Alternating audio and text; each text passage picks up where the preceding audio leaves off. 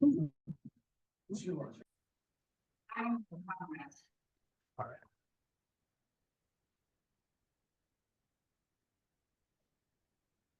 We're recording? Yep. Okay. All right. All right. Okay. Alvin's seeing that. We're good. Yeah. Are you seeing the introduction slide, Alvin? Rule Yes, I 14? am. Thank you. All right. Let me. All right. Should be good now. Did it flip forward? Yes, sir. All right. Okay. Welcome back, everybody. We've got, let's see, 2, 4, 6, 8, 9 of us here at Baldwin. Alvin, I don't know how many we have online. I'm checking. Looks like 16, 17. 16. All right. Good crowd. Good crowd. For those of you online, before I forget, Alvin's number, if you want to text him a question, is 314-409-0444. I'll repeat. Alvin's number is 314-409-0444. All right. We've got a very full afternoon and we're already 7 or 8 minutes behind.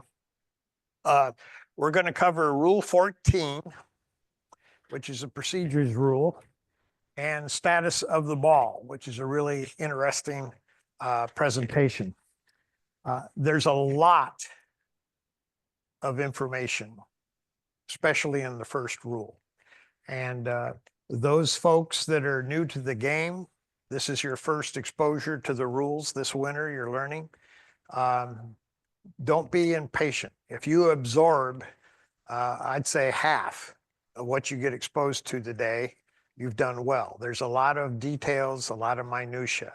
I'll do my best to explain it, throw in some examples, etc. But there's a lot of information.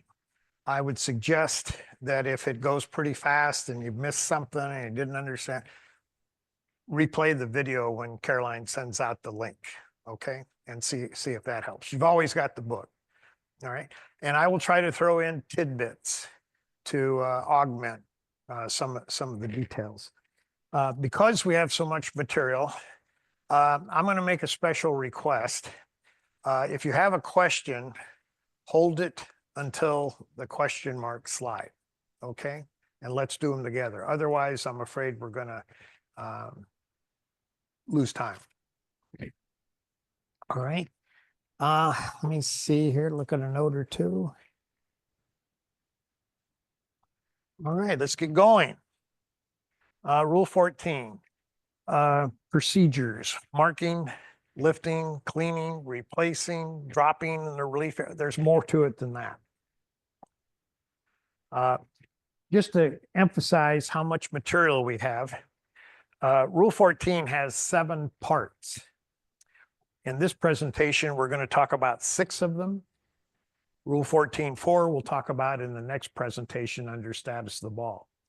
These 6 parts that we're going to talk about have 20 subparts. Enough said. Should I repeat this? Marking, lifting, and cleaning, replacing the ball on the spot, dropping the ball in the relief area, correcting mistakes. This is interesting. Correcting mistakes made in substituting, replacing, dropping, or placing. Making a stroke from where the previous stroke was made and playing from a wrong place. That's a lot of territory. All right. This presentation covers when a ball can be lifted during play of a hole without penalty, when marking is required before a ball is lifted, and when it is not, the 4 times when cleaning a ball is not allowed. There's a little bit of a myth out there that you can't clean your ball very often. You can clean your ball practically all the time except for these 4 times that we're going to go through. The requirements for replacing a ball when putting it back into play. The variety of things that can go wrong when replacing a ball and how to fix them. Dropping to put a ball into play, including when dropping again is required. How to drop in the right way to avoid penalty.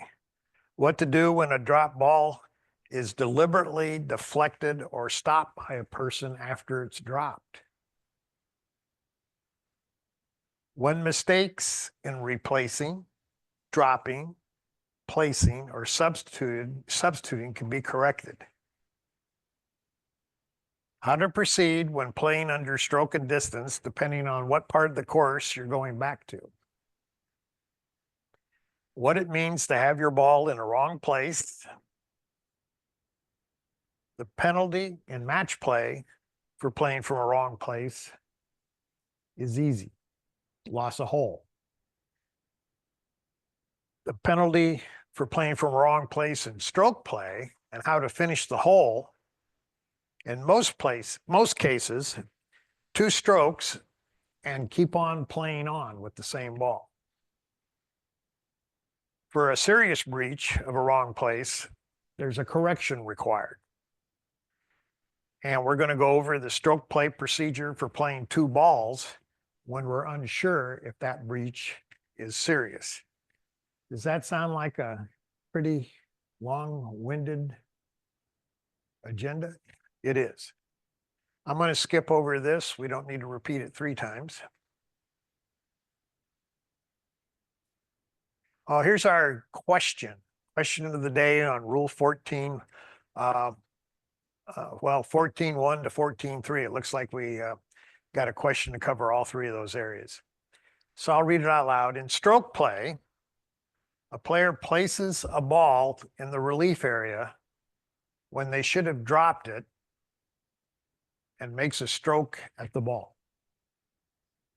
And the choices are going to be no penalty, 1 penalty stroke, 2 penalty strokes, a total of 3 penalty strokes. Stroke play, they place the ball in the relief area when they should have dropped it. And then they make a stroke. All right. 14.1. This is marking, lifting, and cleaning the ball. We're going to look at a couple key definitions. You've heard everybody say over and over, the definitions are important.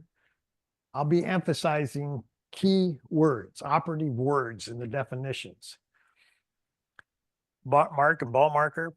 14.1a is spot of the ball to be lifted and replaced must be marked. 14.1b covers who may lift the ball, and 14.1c gets into the cleaning aspects. Before we start this, no, that's all right.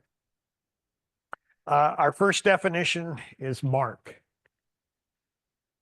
To show the spot where a ball is at rest by either placing a ball marker, that's another defined term that we're going to have next, right behind or right next to the ball. You can place the ball marker anywhere around the ball you want. Front, back, side, left, right. If you don't believe me, look at the first clarification under 14.1 in the book. This is done to show the spot where the ball must be replaced after it is lifted. Or you can hold the club on the ground right behind, right next to the ball. You can put the club anywhere around the ball too. Same deal. Again, to show the spot where the ball is lifted. Ball marker. Hope the sound's working, Caroline. An artificial object. Inscribe that in your mind. Artificial object, when used to mark the spot of the ball to be lifted, such as a tee, a coin, an object made to be a ball marker, or another small piece of equipment. I'm going to show you a couple of things that you can use as a And ball marker that you Here's just a nice might find video surprising. from the USGA that we can't hear. So if we look at the definition of ball marker, the Sorry only about that. requirement is that it must be artificial. It does cite some examples. he's and it even emphasizing says that it must be artificial small, object, but if you decoy, all notice the here, regular it says stuff. such as, which means these are just recommendations and not requirements. So a ball Recommendation. marker isn't limited in come size. back So to if I that. wanted to, I could use my shoe as a ball marker, whether saying that's you on can my mark it foot with or your off foot. it. I could use Whether a the hat, shoe's on your foot my or head off cover, your foot with a a cap, glove, club cover. an iPhone, and An I think you get the iPhone. idea. Now, it's not really recommended to use these objects because the larger Glove. and more awkwardly shaped they are, the more difficult it is to get the ball back on Don't its put it original back on the spot. right But no place, matter you're playing what for the wrong artificial place. object you There's the use, as iPhone long as again. you get the ball back on its original spot, you're in the clear. Placed it back. All right. There was a quick point in there. He walked over behind the ball with his foot and put his foot down behind the ball to mark it. Okay, he put his shoe, will be more precise. Can he use his shoe to mark the ball? Obviously you can. Why can you? It's artificial, okay? What if my ball's on the green and I want to line up the ball and I take the forefinger on my left hand and I put that down behind the ball and I take my right hand and I go over after I put my finger behind left forefinger behind the ball and I take my right hand and I adjust the ball, rotate it in place to line up the ball. Is that legit? What if I have a glove on the left hand? Right. Okay. Artificial, natural, get it?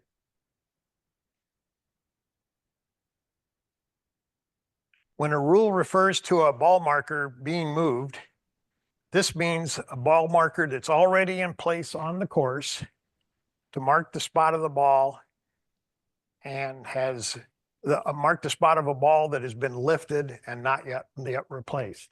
So it's a marker that's in action. It's engaged in the game. It's not just laying off on the side of the green. You just pitched it there to get it out of the way for a second. This is one, if you will, that's in play.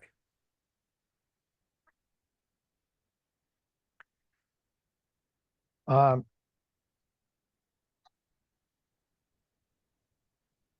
me go back a second. What we normally do is put a ball in play off the tee. That's how we get a ball in play on a hole. And that ball stays on the ground until we hole it out, unless we run into situations. We may run into situations where we have to lift the ball because maybe we have interference with a cart path, or maybe our ball's in temporary water, or maybe we hit it in a penalty area, or maybe it's wedged between two rocks and we take an unplayable. At that point, the ball we'll pick the ball up and we'll move it to another position on the course. We'll take relief. Other rules allow us to pick up the ball, but we have to put it back where we picked it up. We can't move it to the side. What rules are those? Well, let's say we're not sure, we're in the rough and there's a ball there and we're not sure it's ours. We can pick it up to identify it. We're going to have to mark it first, pick it up to identify it, but then we're going to have to put it right back where we picked it up. And I'll use another example, the putting green. We get on the putting green, what's the first thing we do? We mark the ball, we pick it up, we clean it, right? And then we put it right back when it's our turn to play. We put it right back where we had it, okay? Or maybe we get to the putting green and our ball's in front of somebody else. It's interfering with their play. We'll mark it, pick it up, but we have to put it right back Those latter rules where we have to replace the ball after we lift it on the same spot we picked it up from, that's 14.1. That's 14.1. This rule applies to the deliberate lifting of a player's ball at rest. If you go back and look in the definitions, you won't find the word lifting. If you look at the sheet of internal definitions that Kurt shared toward the beginning of our sessions, that's an internal definition, lifting. This may be done in any way, lifting, which includes picking up the ball by hand, rotating it, or otherwise deliberately causing it to move. Now, for you new people, I want to help you with the language of the rules of golf. Let's call it rulesies. Okay? We already know in the language of the rules of golf that if we go to look for our ball and we look over 3 minutes, we look for 3 minutes and 1 second, the rules say that ball is lost. But wait a minute, we found it after 3 minutes and 1 second. In the dictionary, it says we found the ball. The rules say it's lost. The dictionary says it's found. We're got our ball on the course. We're setting up to make a shot. We get our club down and we accidentally bump the ball a little bit. The ball rocks forward a quarter of a turn and then rocks back into the same place it was originally. The dictionary says we moved the ball, right? Rules of golf say it didn't leave its spot. It did not move. Here's the word lifted. See the second part here about rotating? If we mark our ball on the putting green, put a marker behind it, and rotate it in place on the putting green, never picking it up, but rotate it in place, we've lifted the ball. We didn't change its elevation, but according to the rules of golf, we lifted it. Tuck that in the back of your mind. Before lifting a ball under a rule that requires it to be replaced on its original spot, identification, if we're going to identify the ball's interfering. We'll get into some other examples. The putting green, if we're going to put the ball back, we have to mark the spot. And the rule requires that the ball be replaced on its original spot, so the player must mark the spot. Which means to put a ball marker somewhere around the ball. If we mark the ball to the right, when we put the ball back, the ball's got to be on the left-hand side of the mark.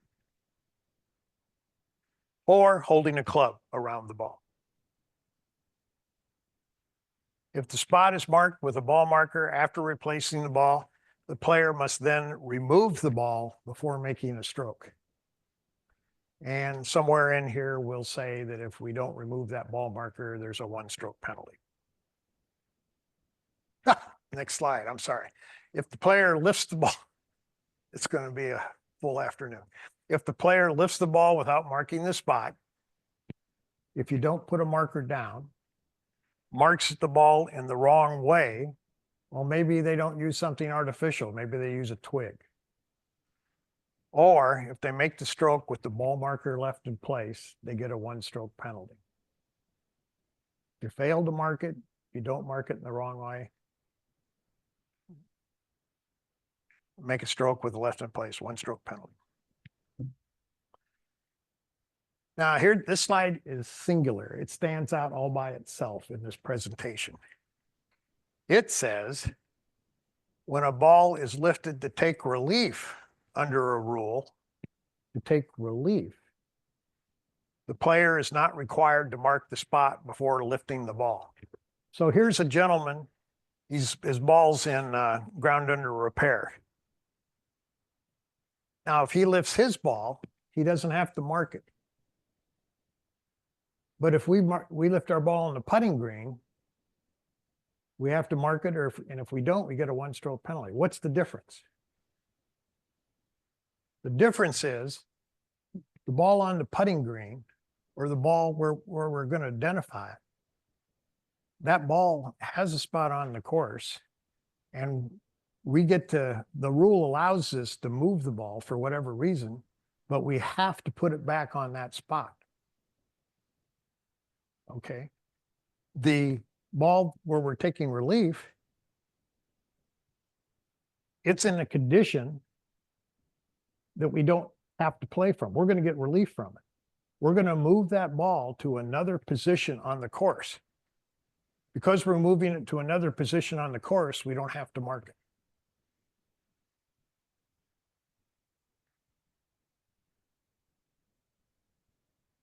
(14.1)(b). Who may lift the ball?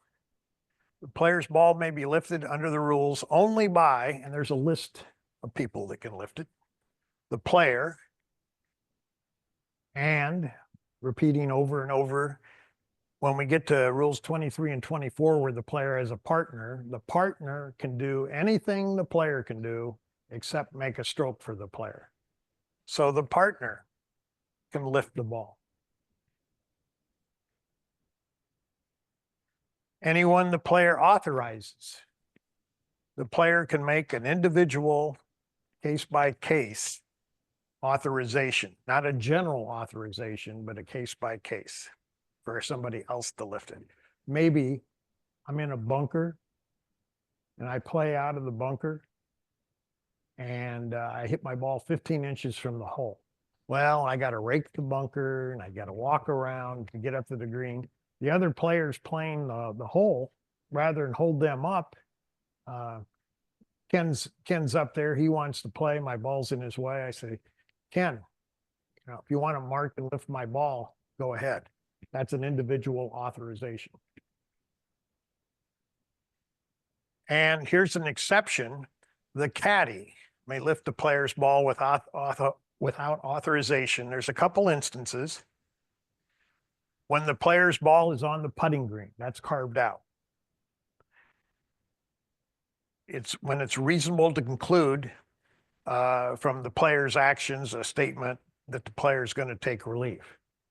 The caddy can lift the ball then as well. And here's a video with no sound. Silent movie.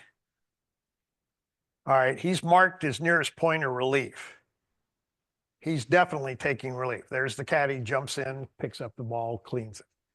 That was pretty obvious. The player was going to take relief. The caddy was authored. There's no problem. However, if the caddy lifts the ball when not allowed to do so, the player is going to get a one-stroke penalty. Well, when might that be? Well, let's say there's a penalty area that's kind of a high grass, but it's finish. Okay? Player hits their ball over into the penalty area. They have a little surge, and the caddy finds the ball, picks it up, presuming the player is going to take relief. And the player is, I was going to play that as a lie. Well, he lifted the ball when not authorized, and it wasn't clear that the player was going to take relief. And Rule 25, there are exceptions. A player may also, a disabled player, this is if they're blind, amputees, or have assistive mobility devices, I believe. They can authorize, give a general authorization, an aid to lift the player's ball in the putting green without authorization. Okay, exceptions. You'll see that a lot in this presentation. All right, cleaning the ball. Like I kind of alluded to earlier, we're going to be able to clean our ball the vast majority of the time. There's only 4 instances where we can't clean it. Back up. On the putting green, When your ball's on the putting green, you can always clean it. Okay? You can always clean it. All you got to do is mark it, lift it, and clean it. No restrictions. Anywhere else, the ball may always be cleaned, except to see if it's cut or cracked. Cleaning is not allowed. Why isn't cleaning allowed? There's no rule against playing a cut or cracked ball. Why should you be able to clean a ball? It's cut or cracked. Another exception is to identify it. And now the rules are going to allow us to clean it just enough to identify it. So let's say I've got a Titleist 1, I put a red dot above the 1. Okay. And I want to, I see a ball in the rough like this lady here, and I don't know if it's my ball. I mark it, I pick it up, and there's mud all over the 1. My red dot, if it's my ball, is obscured by the mud. I can't clean the whole ball, carte blanche. I can only clean that area where my initials or my circle or my dot is. And why is that? Well, we get a penalty for playing a wrong ball. If that's not my ball and I don't identify it and I play it and it's a wrong ball, I'm going to get a 2-stroke penalty or a loss of hole. Well, the rules don't want you to clean it, so there's a compromise. They let you clean it just enough to identify it, because it interferes with play. Okay, you've hit your ball, another player's hit their ball, and as the picture shows, they're right on top of each other. They're interfering with each other. Well, you get to move your ball out of the way, but that's it. No cleaning. There's no reason, to give you an opportunity to clean it. You're going to mark your spot either on the spot or a club head or a club length away.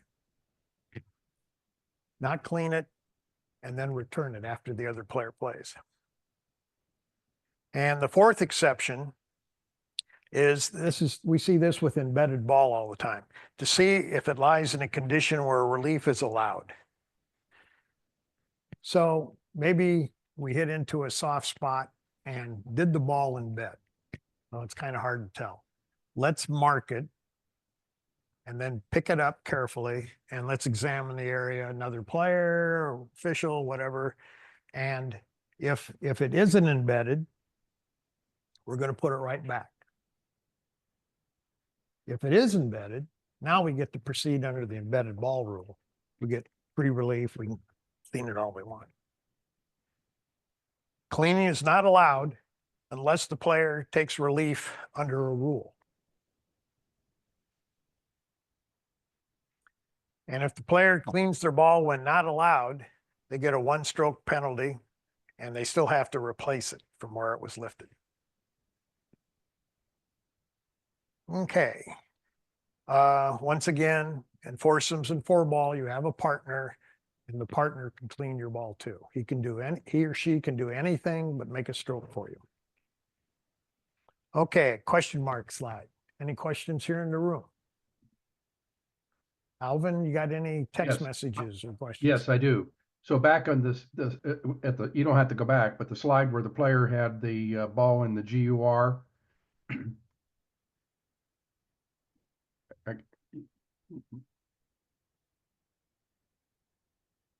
I don't know how far back.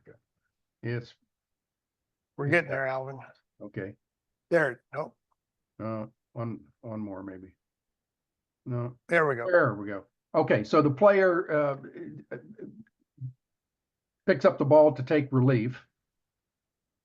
The question is, if the player changes his mind and wants to put the ball back where it was, is he going to be assessed a penalty? That's correct. Okay. 1 stroke. Go ahead. That's all. I'm asking. Was that it, Alvin? No, in addition, does it make a difference whether the ball had been marked or not before he lifted?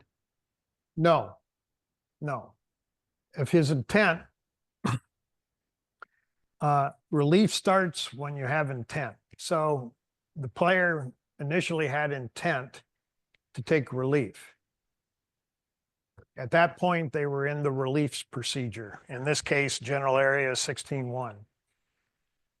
If they abort the relief process, they have to put the ball back, but they'll do an estimated spot if they don't know exactly where it was. And they will get a stroke for moving their ball. There's a clarification. Help me out, somebody.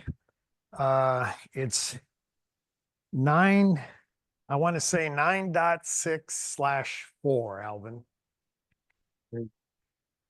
9.6/4. Can somebody check that for me?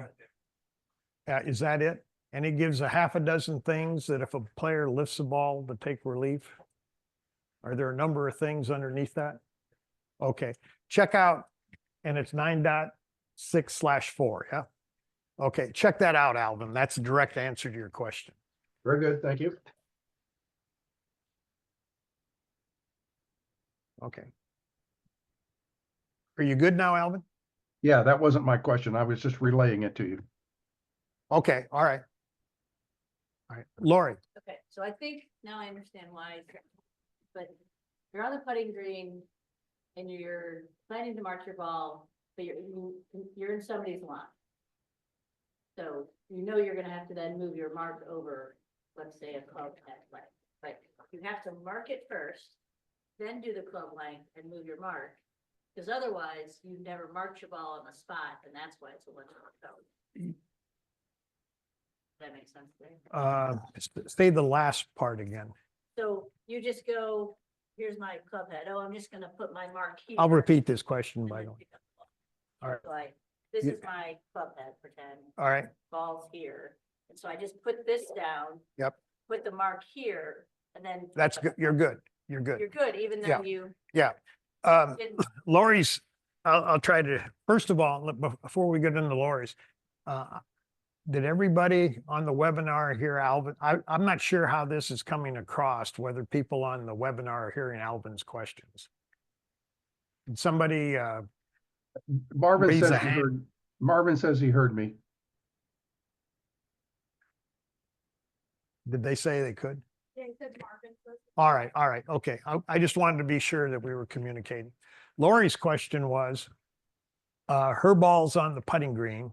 It's in another player's way, and she's gonna move it aside. And it was a marking procedure question Lori asked. Her ball's at rest on the green, and she wanted to know if she could, you want to measure a club length, Lori? Yeah. All right, she wants to move it a club length or a club head.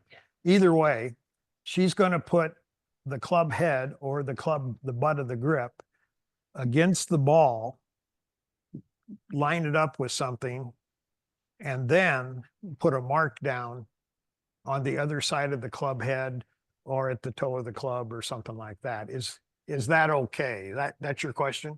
And the answer is that's all right. You kept things together. And then when you go to replace the ball, you reverse that procedure. Okay.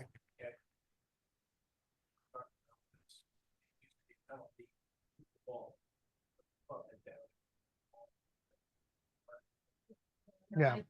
There's a little discussion about the procedures, but you can, there's multiple ways to do it as long as you maintain the original spot in your procedure. I'll leave it at that.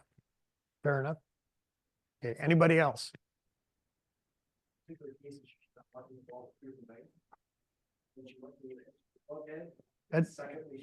All right, John Epps said, isn't she marking the ball with two different things? And that's fine. That's fine. They're all artificial. They're all artificial, and all you want to do is preserve that original spot. That's the purpose of marking. You want to get the ball back. The concept and the principle and the rule is return your ball to the original spot. As long as you're reproducible and clear, you're fine. Don't lose leaves. Don't lose twigs. All right. Let me get back. You're still okay on that end, Alvin? Yes, sir.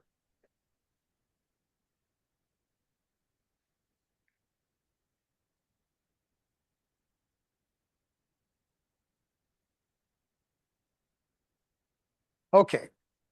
Well, that was pleasant. All we did was mark and lift the ball. These procedures are very, what should we say, rigorous, precise. There's a lot of minutia, a lot of detail. Now we're going to put it back. That's going to take 20 slides. All right, 14.2. We're going to talk about the definition of replace. That's our fundamental here. The original ball must be used. Who must replace the ball and how must it be replaced? The spot where the ball is replaced. Where do we replace the ball when after we've lifted it, or even before we lift it, the original lie's been altered? And what do we do if we replace a ball and it won't stay put? That's what we're going to cover here. Replacing the ball on a spot, the rule applies whenever the ball is lifted or moved, and the rule requires it to be replaced on the spot. This is what? Some kind of anybody good with the animal kingdom, an iguana?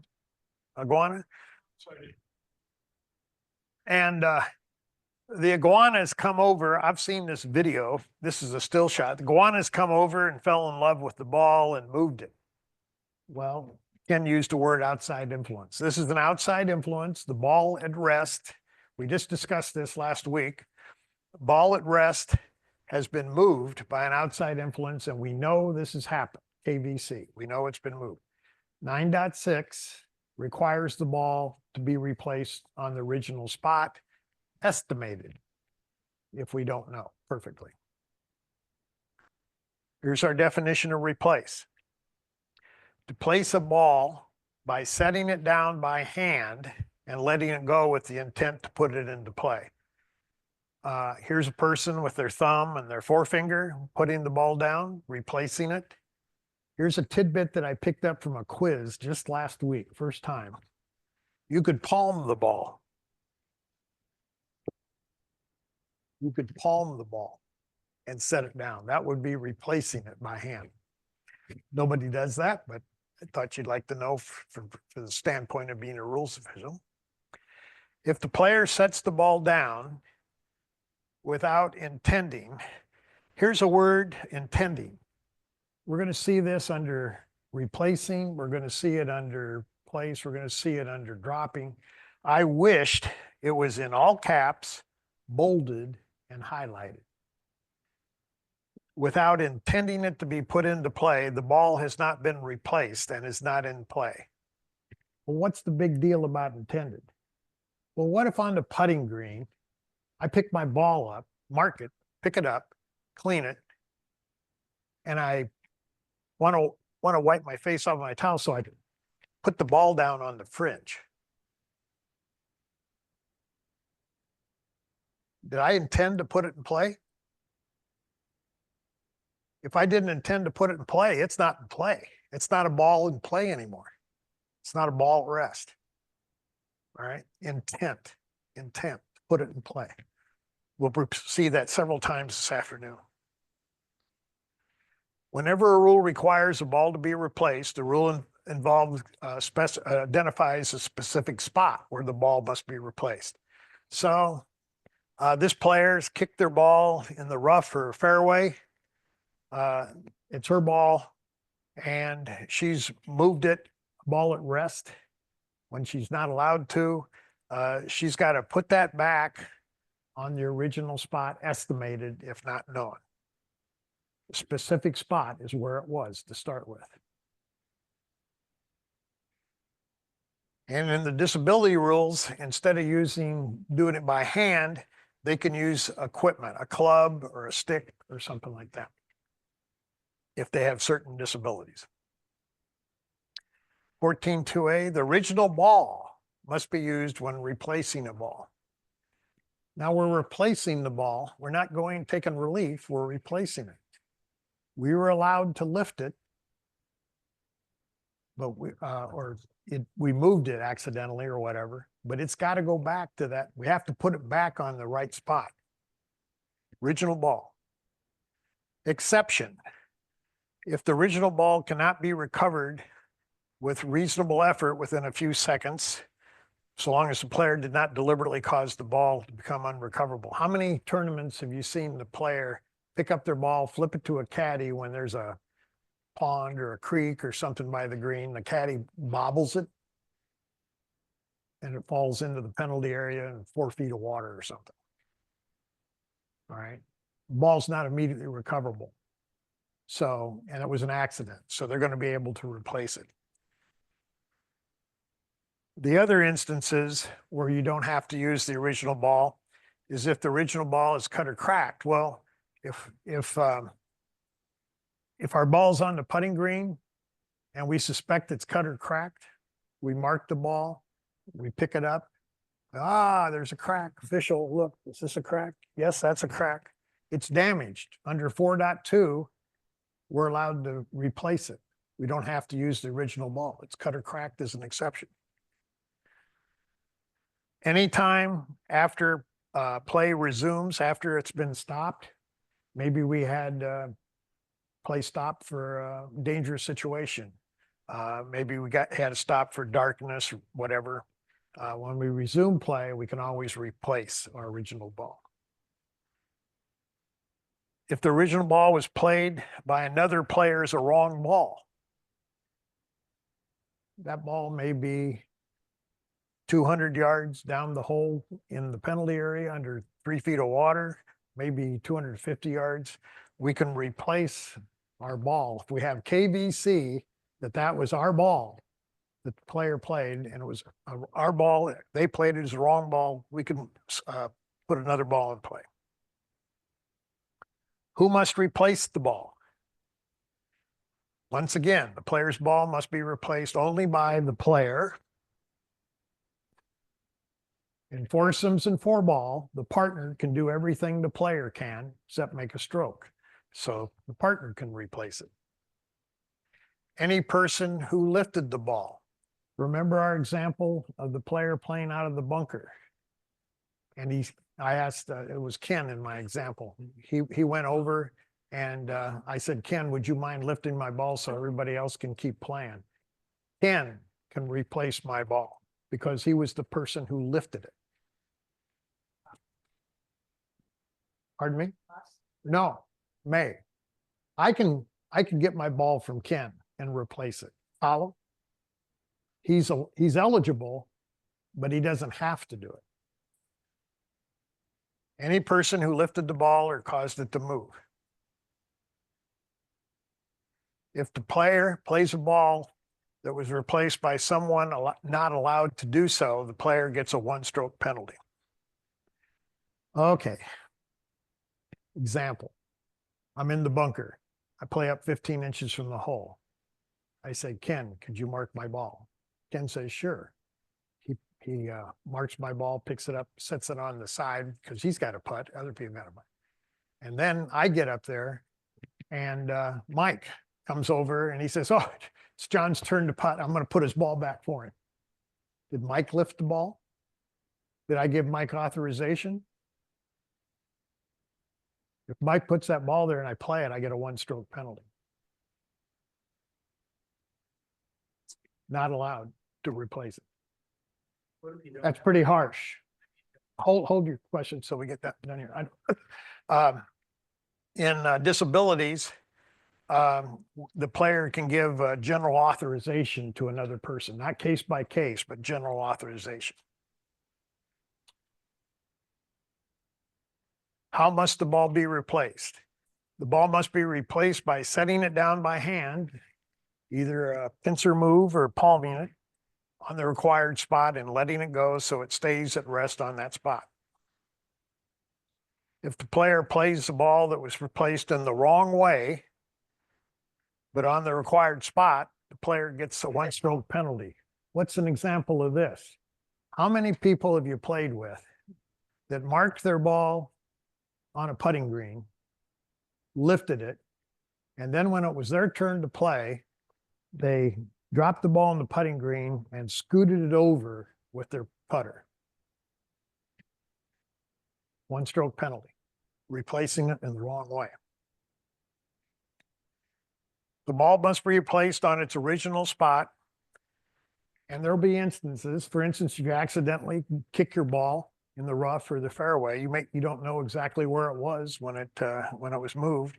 You put it back on the estimated spot. Except when the ball must be replaced on a different spot. And this is the nice part about these presentations. We're in Rule 14.2C and it's referencing 14.2D and 14.2E. So those rules are when the original lie was altered and if the ball, when replaced, doesn't come to rest. We'll walk into those. Except when the ball must be replaced on a different spot under rules or when the player will take relief under a rule. What does that mean? Well, let's say I bumped my ball in the rough. I was searching for it, I bumped it. I moved it a foot. I don't have to replace it on the original spot. If I decide I'm just going to take unplayable ball relief.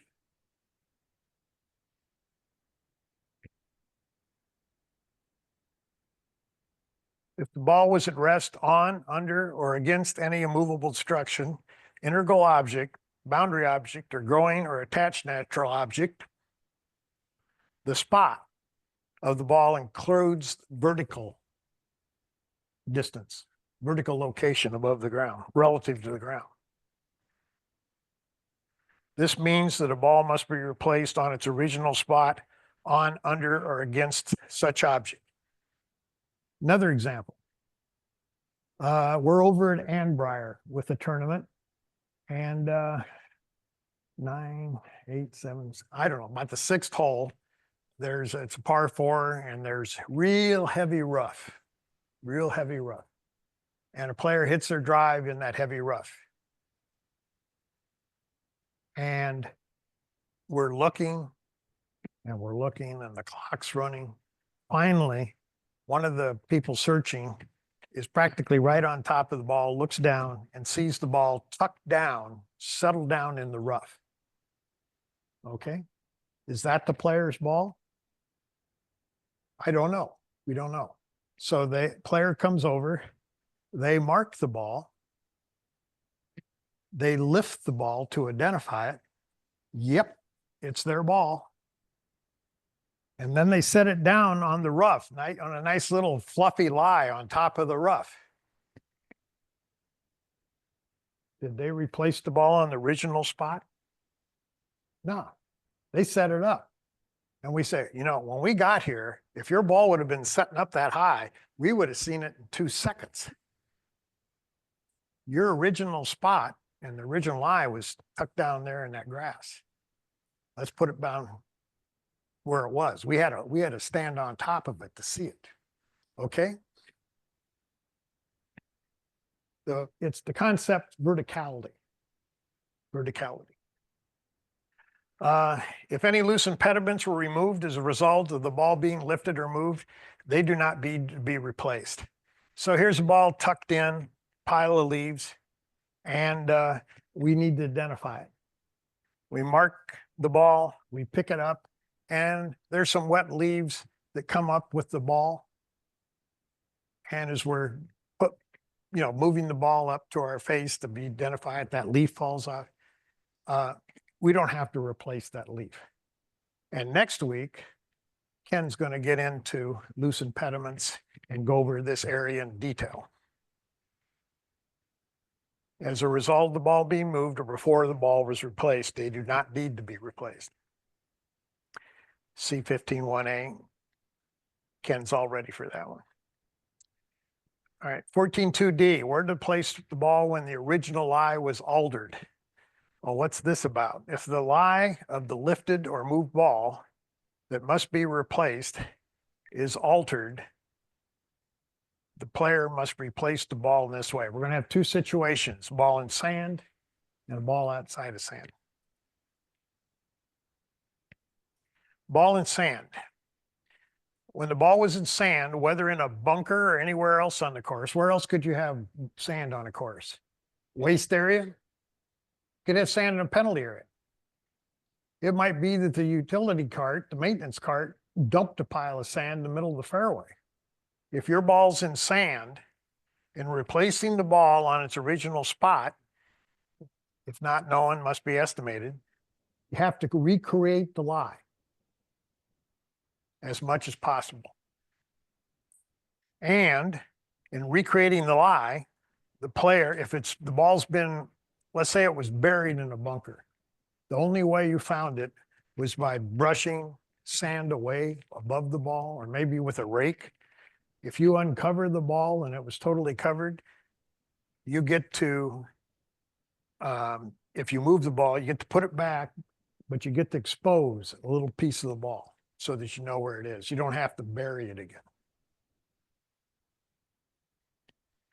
If the player plays from the right place, but fails to recreate the lie in the sand, they're going to get a general penalty, 2 strokes for not recreating the lie.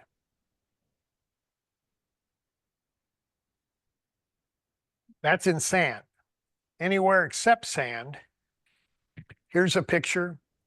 Ball was in the rough. They were looking for the ball and they drove over the ball with the cart. All right, the ball's been moved and the lie is altered. Everything's been pressed down by the cart. So the original lie has been altered. The player must replace the ball by placing it on the nearest spot with a lie most similar to the original lie, within 1 club length from the original spot, estimating the spot if it's not known, not near the hole and in the same area of the course. Okay, cart drove over the ball. We don't know how it was sitting in the rough, unless somebody happened to see it just before the cart ran over it. So we're going to have to estimate the lie. And they've got an X in the picture here. Closest spot is, well, we only drove where the tread is there. That spot right next to it's probably nearest most similar lie. And it is the nearest lie, not anywhere within a club length. Club length is as much as you get. The nearest lie within 1 club length. No near the hole, same area of the course.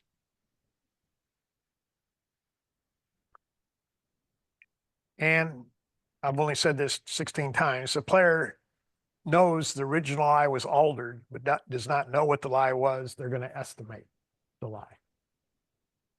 If you don't know where the ball was, the spot, you estimate the spot. If you don't know the lie, you estimate the lie.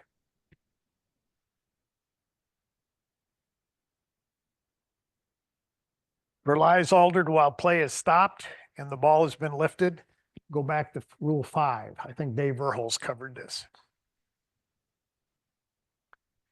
And what do we do if we replace the ball and it doesn't stay put? The trader tries to replace a ball, but it doesn't stay on the original spot. We place it on that spot a second time. Place again.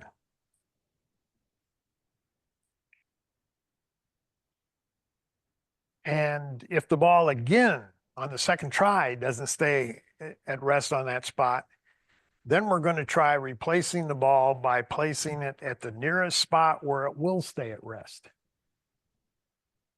Okay? In the vernacular of the rules, we call this placing again, and hunting for a nearest spot where it'll stay at rest. But within these limits, depending on where the original spot was. Original spot was in the general area, the nearest spot must be in the general area. That's just a full Okay, there's no sound here. Ball's gonna plug bed on the green. All right. what you're not hearing is his ball's embedded in the green. So he's going to be able to Now mark the it, trick's going to be, how do you get it to stay there? prepare the ball marks, and try to place the ball there. But it's on a slope. And when he tries to place it, there he is. When he's going to fix the ball mark, and he's going to try to put it back on that spot where we repaired the ball mark, and it's not going to Struggling stay. with trying to get his ball to come to rest here. This is going to be an interesting deal. Officials there. Now they placed the second time. Now he's trying to find the nearest spot. Oh. Could end up with a really good Nearest angle. spot can be on the putting green or in the general area, which means the fringe. Nope. Good with it, play? Yeah. Closer now. Yeah, we're good. I'll go ahead and mark it over here now. I guess he's on the putting green. All right, so the ruling is, in that situation, guys, when you can't get your ball to come to rest, you are allowed to move it to the nearest point, no Placing closer to again. the hole, where it will come to Finding rest. the nearest point where it'll stay at rest.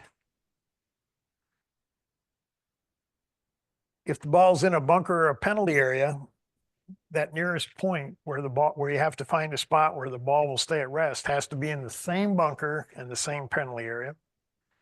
All right, here's a ball up against a rake. He marks it, doesn't have to really, but he does, so he knows the spot. Up, there goes the ball. He's going to try to replace that twice. There's the first, he's going to place it once. Nope. He's going to place it again. Now he's going to start hunting for a place where it'll stay at rest. No nearer the hole, in the bunker. Nope. There, a little farther down. Nope. A little farther down. Ah, success.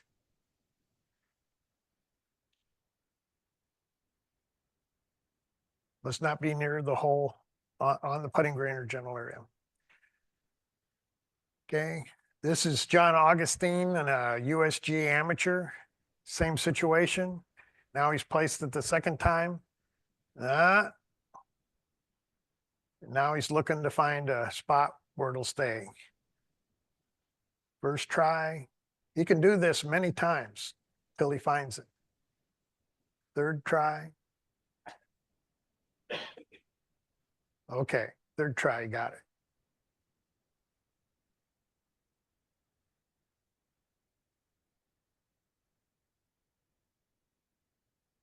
The penalty statement, if we play from a wrong place in breach of this rule, we'll get a general penalty for playing from a wrong place under 14.7.8.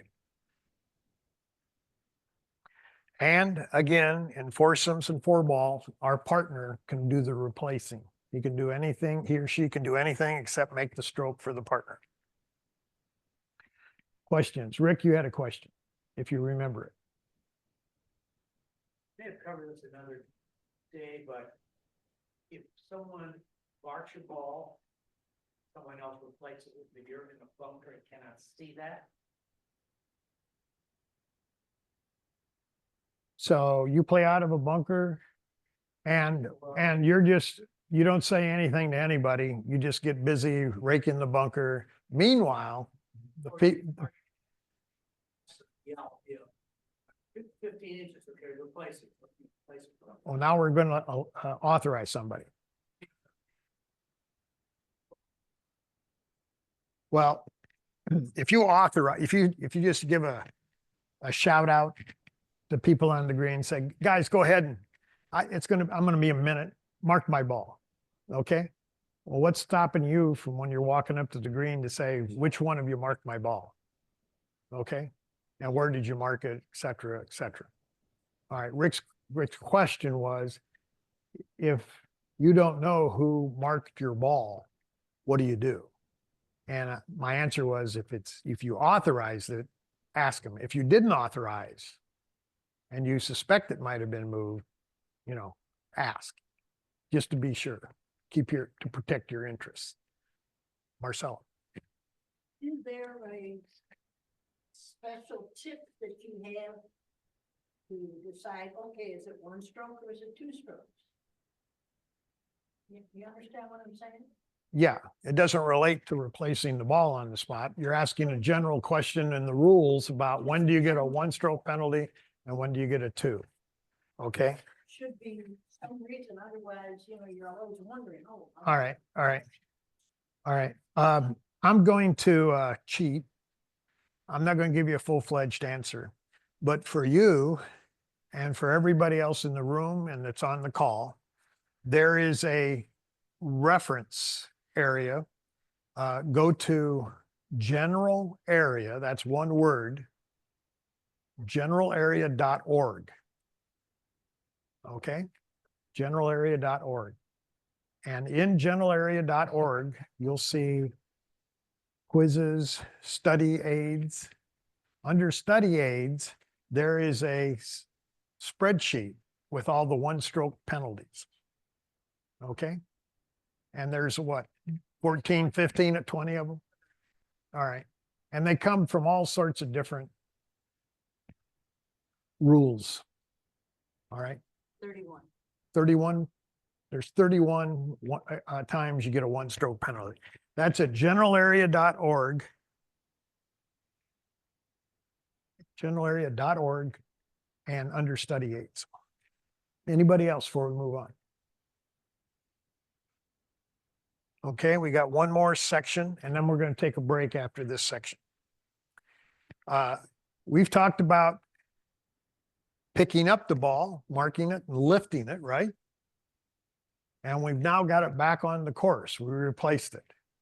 So congratulate yourselves. You know how to lift the ball and replace it on the court. Our next phase is dropping in a relief area when we're taking relief, okay? We got some key definitions here. Drop, relief area, club length. First, there's 4 parts of this rule: the original ball or another ball. Now we're going to be able to substitute another ball. We don't have to replace the original or drop with the original, rather. And we're going to learn how to drop the ball in the right way. There's a right way to drop a ball and a wrong way. And we're going to have to learn to drop the ball in the relief area and what to do if the ball dropped the right way. That means we dropped it correctly in the relief area, and then we deliberately stop it, deflect it by ourselves or somebody else. This is a lengthy rule, okay? Not a short one. Hang with me.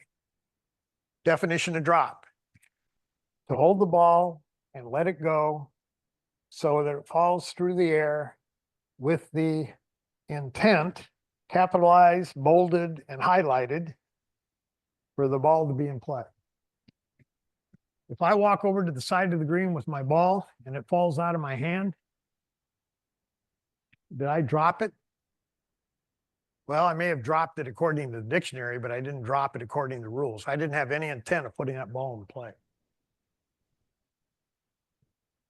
If the player lets go of the ball without intending it to be in play, the ball has not been dropped and is not in play. Each relief rule identifies a specific relief area where the ball must be dropped and come to rest. We have to drop the ball in the relief area and it has to come to rest in that relief area. The lower left picture here is bedded ball relief area, 1 club length. Top right is abnormal course condition, relief area, reference points, the nearest point of relief. And the bottom right with a 1-stroke penalty is there's a 2 club length relief area for a lateral relief for an unplayable ball. And behind that is a 1 club relief area circle for back on the line, specific area. I'm going to skip through this clarification. It says a ball drop from knee height in an uneven area. Suffice it to say that whether you're above the ball on a slope or below the ball, as long as the place where you let go of the ball is somewhere, is knee height somewhere around the ball, you're good.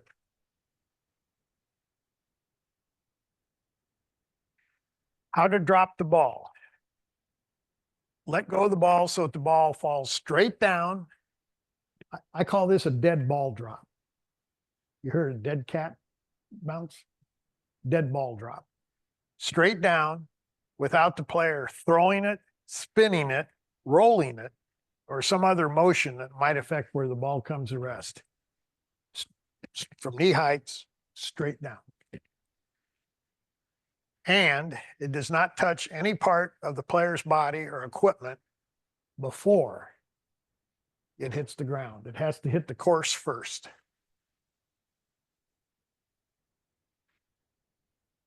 Relief area, another definition. In all these pictures, the relief area is going to be this usually a shaded beige semicircle. The area where a player must drop a ball when taking relief under a rule, with the exception of back on the line relief. Back on the line relief is special. In the previous picture, we had a reference point. That's going to be embedded ball or unplayable or abnormal course condition. And that relief area is going to be established once we have a reference point. All right. With back on the line, we don't have that reference point. It's going to be on the line, but we don't have that point until the ball strikes the course. And that establishes that point, a club length around it in any direction, establishes the relief area.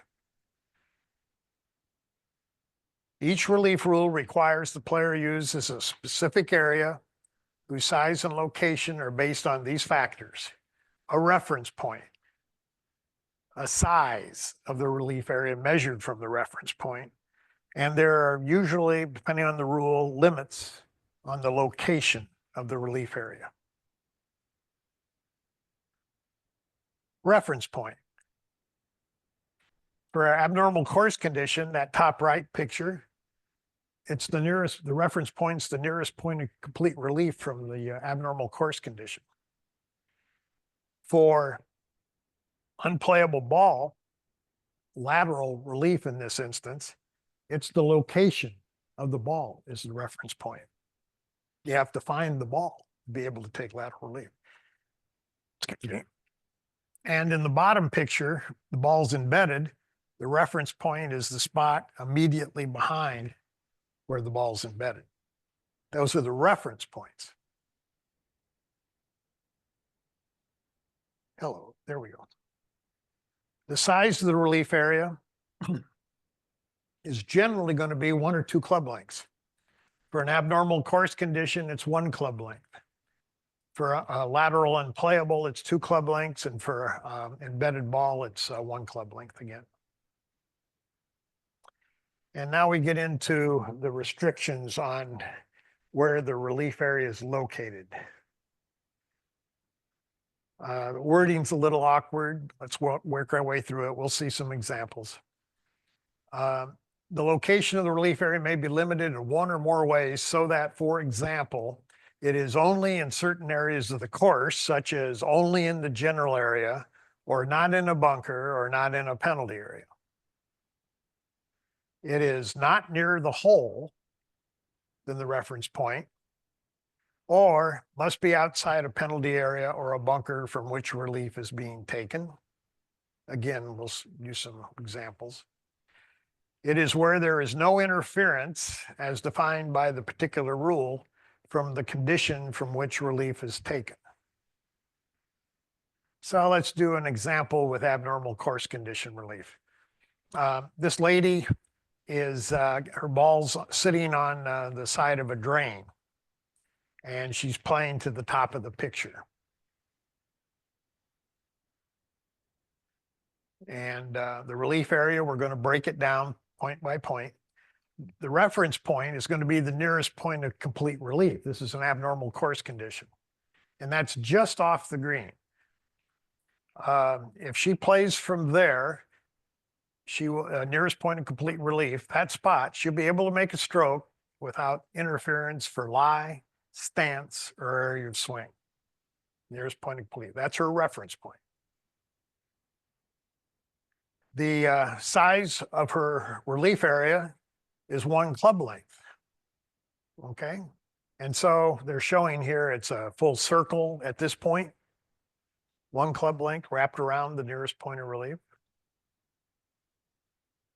And it must be in the original, I'm sorry, it must be in the general area. Her ball's in the general area. So her relief must be taken in the general area. And they put red crosses through the bunker and I presume the putting green up there. Can't take relief there. It also happens to be near the hole. And now we cut back, look at our relief area. Since we can't go near the hole, our circle becomes a semicircle. Must not be nearer the hole than the reference point, which is the nearest point of complete relief. So we're in the general area, no near the hole, 1 club length. And when we get done dropping, wherever we drop, wherever we take relief, we can't have any subsequent interference with that drain. So depending on where she dropped in the semicircle, she can't have her foot, her stance on the drain. She can't have a swing that's going to hit the drain. And for sure, she can't have a lie. That's how we determine our relief area. Back on the line. We've got to come back on the line, the point where the ball last crossed, in this case, looks like a penalty area. We have to keep that between ourselves and the hole, and we can come back on that imaginary line as far as we like, and we're going to drop on the line. We're not going to stand on the line and drop a club length off of it or an arm's length off of it. We're going to drop on the line, and we're going to use our reasonable judgment as to where that line is. In a location allowed by the rule, and the spot where the ball first hits the course is going to create the relief area. And that relief area is going to be 1 club length in any direction. So now it's a circle. This says that if the player, this is about the second drop, if the player dropped on the line and you see the dashed line where the ball dribbles, and it goes more than 1 club length away from that spot where it struck the ground. Well, now the ball's rolled outside the relief area. That's not a correct drop. We're going to drop again. And what this slide says is that the player can drop again on that spot if they want, or they can drop near the hole or farther from the hole. And I'll also add that they could drop in a not only nearer or farther, they could drop in a different area of the course. So if this is a general area, they could drop in a penalty area or a bunker. All right. We still have to drop according to Rule 4.3c though. There's drop in a different area of a course. And using club lengths to determine the size of the relief area, now we're measuring the 1 or 2 club lengths. The player may measure directly across the ditch, hole, or similar thing, and directly across or through an object. And for examples of objects, they give tree, fence, wall, tunnel, drain, or sprinkler head. But we're not allowed to measure through the ground. So if we have a mound, we can't measure through that mound. We have to measure over it, through ground that naturally slopes up and down. And in addition to relief areas as provided in the rules, the committee can implement a dropping zone. That's provided in the committee procedures, section 2I. What's a club length? The length of the longest club of the 14 or fewer clubs a player has during a round, other than a putter. You've got a big broomstick putter, that's probably longer than your driver, so we can't use that. And for most people, that's a driver.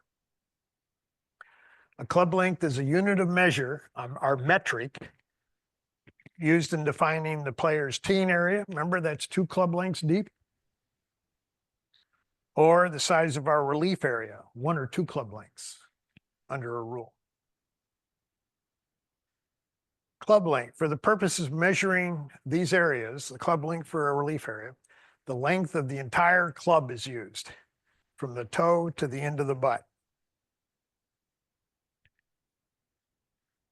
But any attachment to the end of the grip is not part of the club length. There's a, what do they call it? You stick it on the back of the club and it, you can get data.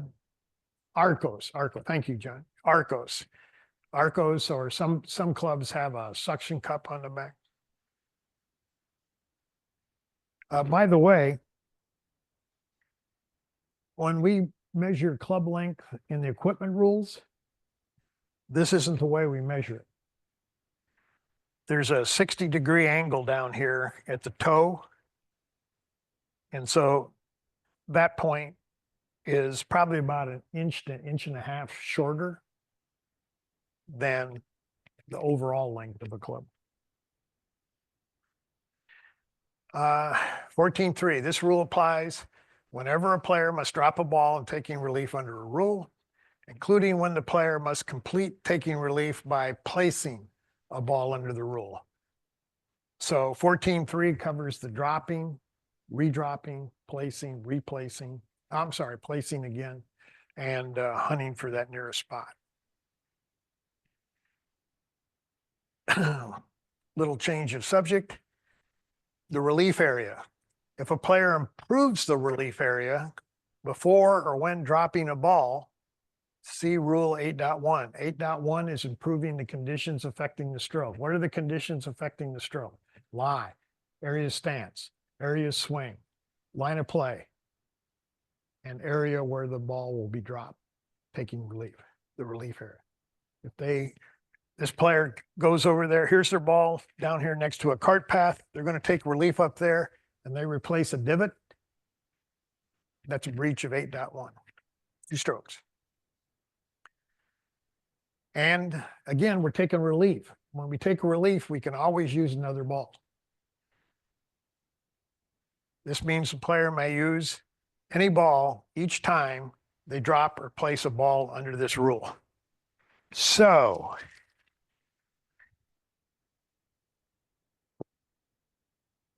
I got some props here for you people on the webinar. I've got a white ball in my hand. I'm going to take relief in a relief area, say embedded ball. I got a 1 club length semicircle, and I'm going to drop a white ball from knee height.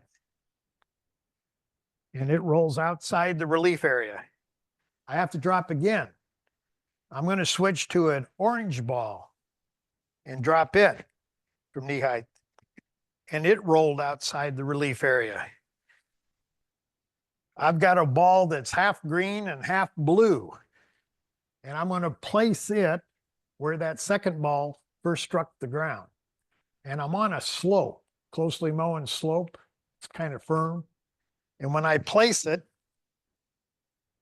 it rolls out of the relief area. Now I've got to place another ball. Place again on that spot. I got a pink ball this time. And I place it properly, but it rolls away too. And now I've got to go hunt for the nearest point or nearest place where my ball will stay at rest. And I've got a black and yellow soccer ball. I'm going to try it with that first. And if that doesn't work, I'm going to try another different kind of soccer ball. And I'm going to keep on going. And every time I make a move, a step in the relief process, I can change balls. Or I could go back to one that I used before. I can substitute every step of the way.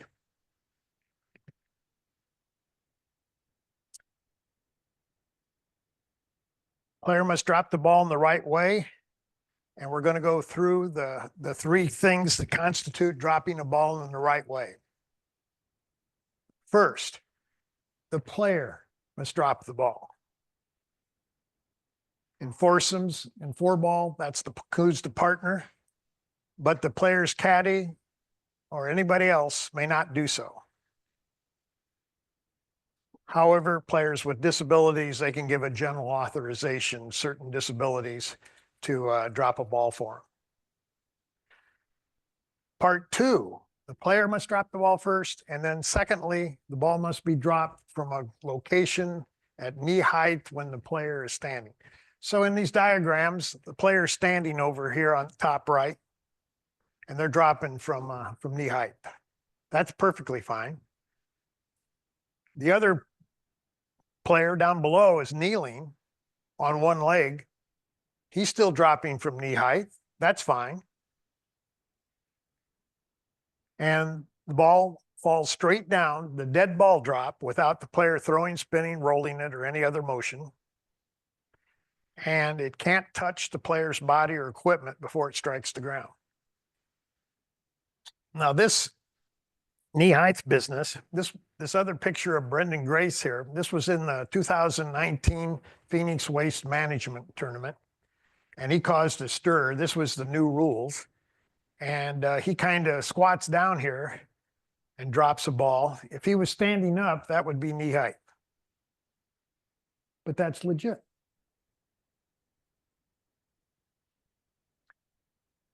Players with disabilities, there's some comments that let them use reasonable judgment when they're dropping and take into account whatever their disability is. If they're using assisted mobility device, or they're an amputee or something like that.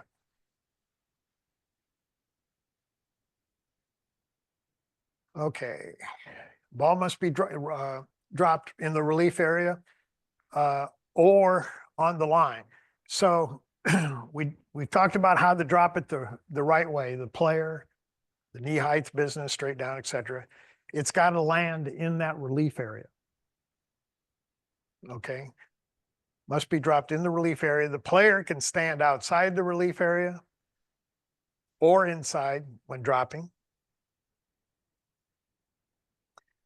But when taking back on the line relief, no matter where the player stands, they have to drop the ball on the line in a location allowed by the rule.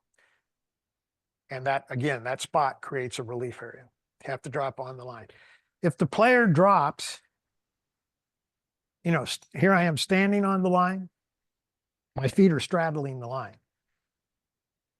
And I extend my arm over to the side, an arm length, and I drop the ball, and it falls down to the ground, and it rolls over onto the line. Is that a good drop? If I play the ball, what happens? Wrong place. Because I didn't drop the ball on the line, even if it winds up on the line. Well, John just added a comment. I was standing here dropping it from shoulder height, and that wasn't correct either. Thank you, John. Brain dead. But when taking back on the relief, the ball must be dropped on the line, location droid by the spot where the ball creates the relief area. If the ball is dropped in the wrong way, in breach of any of these three conditions, the player dropping it the right way, dropping it in the relief area, the player must drop again. There's a right way to drop and a wrong way. If it breaks any of those conditions, that's a wrong drop. And the player has to drop again. And what this rule said is there's no limit to the number of times the player may do so. So that player can stand there and drop from shoulder height all day long, and they still haven't got one good drop. Ball dropped in the wrong, here's my point. Ball dropped in the wrong way does not count as one of the two drops before the ball must be placed. Those are all void drops if you were to do them at shoulder height. We got a little picture here. What to do if the ball dropped in the wrong way. If the player does not drop again, and instead makes a stroke at the ball from where it came to rest after being dropped in the wrong way. Okay. Ground under repair. Players identified the relief area. They're dropping from shoulder height. That's not dropping in the right way. That drop's not going to count. They should drop again correctly. Knee height, all the other. If they drop from shoulder height the wrong way, if the ball was played, if it went into the relief area, they dropped the wrong way, but it wound up in the relief area and they played it, they'd get a 1-stroke penalty. Right place, but they got there in the wrong way. 1 stroke. If they drop the ball and it comes to rest outside the relief area, now they're in a wrong place, no matter how they got there. 2 strokes for loss of hole.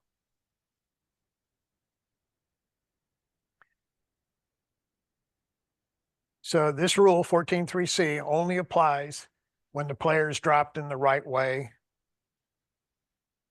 And we've got all the conditions for dropping the right way.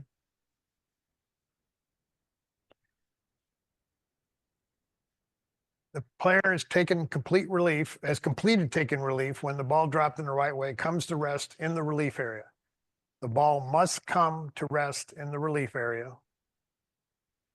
And what does that mean, in the relief area? Well, they show this, I guess it's a light green relief area with a dashed white line marking the edge of the relief area. Any part of that ball overlaps that edge, it's in the relief area. Except on the front edge of the relief area, the closest edge to the hole, no part of the ball can be overlap nearer the hole than the reference point. It's not in the relief area if it's anywhere nearer the hole than the reference point. With back on the line, it's similar, only we've got a 1 club length circle. If that ball is touching or overlapping any part of that perimeter, and for back on the line relief, it's in the relief area, even if it's in the forward spot, a forward spot on that relief area.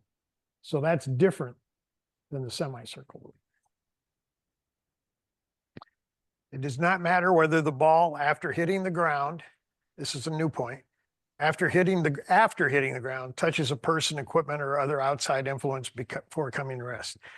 So if I drop the ball in the relief area, knee height, and it accidentally hits my foot and stays in the relief area, perfectly fine. Or maybe I had a wedge laying down there and accidentally hit that.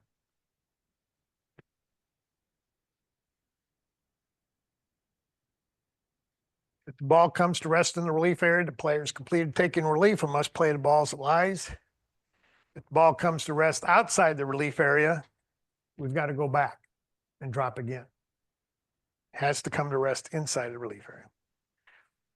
In either case, as long as it was an accidental deflection, if the ball was dropped in the right way and accidentally hits the person, equipment, or outside influence before coming to rest, there's no penalty.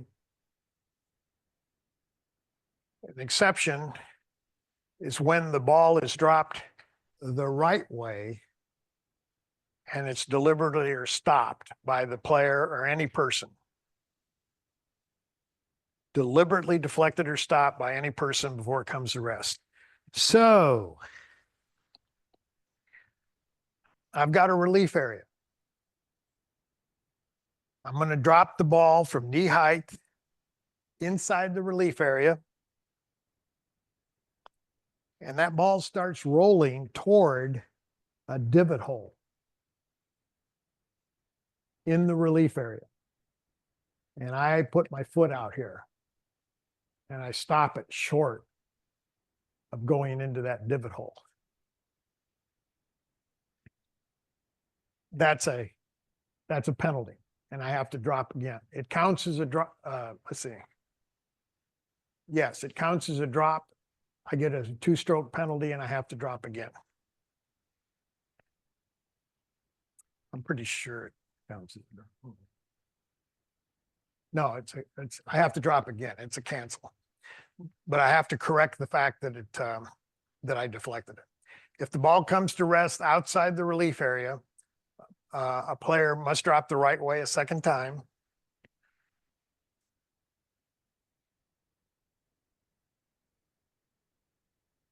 The player must drop, then complete take relief by placing a ball using the procedures that we talked before. So we have drop, drop again, place, place again, hunt for the nearest spot where the ball will stay at rest. And here's all the placing procedures. And that ultimate place may not necessarily be in the original relief area.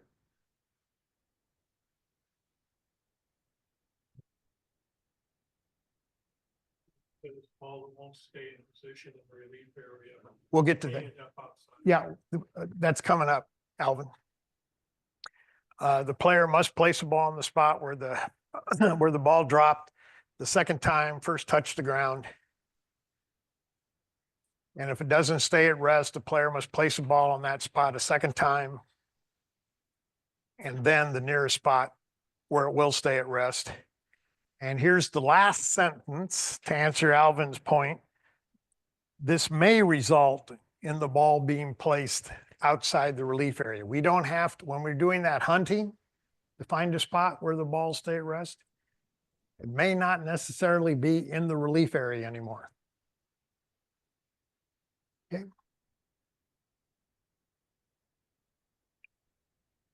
Fourteen 3D, what to do when drop ball is deliberately deflected or stopped. This is another internal definition. For purposes of this rule, a drop ball is deliberately deflected or stopped when a person deliberately touches the ball in motion after it hits the ground, or the ball in motion hits any equipment or other object that a player deliberately positioned or left in a particular location. They set the ball down over in that side of the relief. I set the club down over in that side of the relief area to block from getting it into that divot hole. When a ball dropped in the right way, that's critical, is deliberately deflected or stopped by a person before it comes to rest, the player must drop a ball again. I was a little confused earlier. Must drop a ball again using the procedures in 14.3b for dropping, which means the ball that was deliberately deflected or dropped does not count as one of the 2 drops before the ball must be placed. If the ball was deliberately deflected or stopped by the player or their caddy or their partner or the partner's caddy, that player gets the general penalty. Exception: when there is no reasonable chance the ball will come at rest in the relief area. There's some fine print in this one. There's a couple points. If the ball dropped in the right way, is deliberately deflected or stopped, and then in parentheses it says, whether in the relief area or outside the relief area. Well, we talked about blocking it so it doesn't go into a divot hole. So I can see where we'd want to deflect it inside the relief area. But we're going to get dinged if we deliberately stop it outside the relief area. What's that about? Well, can you imagine a situation where you dropped at the outskirts of the relief area and the ball rolled out of the relief area, but maybe it rolled up a little incline and it had a chance to come back down into the relief area? So I couldn't stop the ball outside the relief area. That's what that little parentheses means. But here's going on with the exception. when there is no reasonable chance it will come to rest in the relief area. There is no penalty to any player. Whoops. I'll give an example here. And the drop ball is treated as having come to rest outside the relief area and counts as one of the 2 drops. All right. I just hit my ball into a penalty area. And above the penalty area is a slope. It's closely mown, it's firm, and it slopes down to the penalty area. My relief area for like lateral relief, I have to drop the ball on that slope. The odds of that ball, when I drop it or place it staying there, are slim to none. What this says is if I get into a situation like that, when I'm taking relief, I can have my caddy down here at the bottom of the slope. And when I drop and it hits the ground and it starts skipping and taking off toward the penalty area, there's no reasonable chance the ball will stay in the relief area. He can catch it, he can deflect it, he can stop it. Drop again. Same thing. Place the ball. Still rolls out. Same thing. Place it again. Same thing. He can catch it every time it rolls out of the relief area in that situation because there's no reasonable chance it's going to stay put. And then we're going to go around and find, place the ball, hunt for a place where it'll stay at rest. And as long as we're doing that, he can keep catching the ball.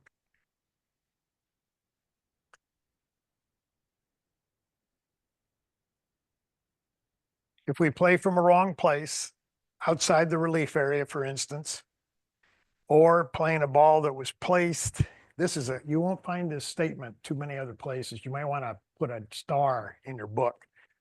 Playing a ball that was placed instead of dropped.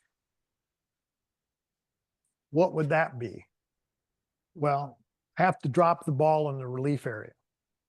My first drop, for whatever reason, I drop it correctly, but it rolls outside the relief area. I'm supposed to drop again, right? Right? What if I place the ball in the relief area instead of dropping the second time? That's the second bullet on that penalty statement. That's a general penalty. And again, in foursomes and 4-ball, where I have a partner, my partner can drop the ball for me. Can't make a stroke, but he can drop the ball. Okay, here was, we'll get the questions. Here was our daily question here. In stroke play, player places a ball in the relief area when they should have dropped it and makes a stroke at the ball. Too bad we talked about that a long time ago. No penalty, 1 stroke, 2 strokes, or 3 strokes. Survey says 2. Answer C. We just talked about that. Playing a ball that was placed instead of dropped and breach of Rule 14.3, general penalty. Okay. Why don't they get 3 strokes? Let me say you took penalty with it, so relief. It'd be 3 of the ball that's staying in the middle here. No. No. Depends on what kind of relief you took. If you took relief from a penalty area, that's automatically 1 stroke, right? And then if you did something wrong, like play it from outside the relief area or place it on the second drop, that'd be an independent 2-stroke penalty and 3. But the question doesn't specify that. So we're going to presume it was 2. Okay. 1. What? Wait a second. Help me out here, folks. Where did we go wrong? Player places the ball in the relief area when they should have dropped it. Put it in the right place. Well, something's not right there. Okay, any general questions or what we just covered in dropping?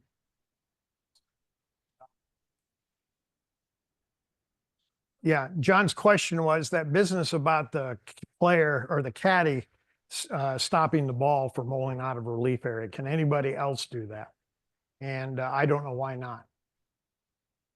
If let's say you didn't have a caddy and you don't want to waste a bunch of balls, maybe you could ask a spectator to come over and take that. I don't see anything wrong with that. Or another player. Yeah, officials aren't supposed to get involved, but yeah, another official if they're kind heart. Yes, Lori. Can the relief area be the cart path Depends on what you're taking relief from. penalty? So If you're taking a relief, Lori's question is, can a card path be in the penalty, be in the relief area?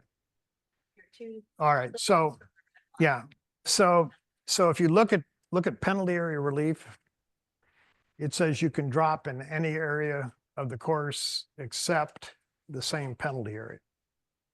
So if you were dropping on a cart path, presumably that would be outside the penalty area. That'd be in the general area. It doesn't say. Yeah. And then you could potentially maybe take relief for, Place in the cart path. yeah. You go through all the abnormal course conditions. Yeah. One- Yeah. the- Yeah. If you wound up on the cart path, you'd take abnormal course condition separately. Yeah. Okay. Anybody else? Alvin, do you have anything on your end? No, sir. I didn't hear if Alvin said anything. All good. Okay, let's take a 7-minute break. It's 7:48. Let's go to 2:55.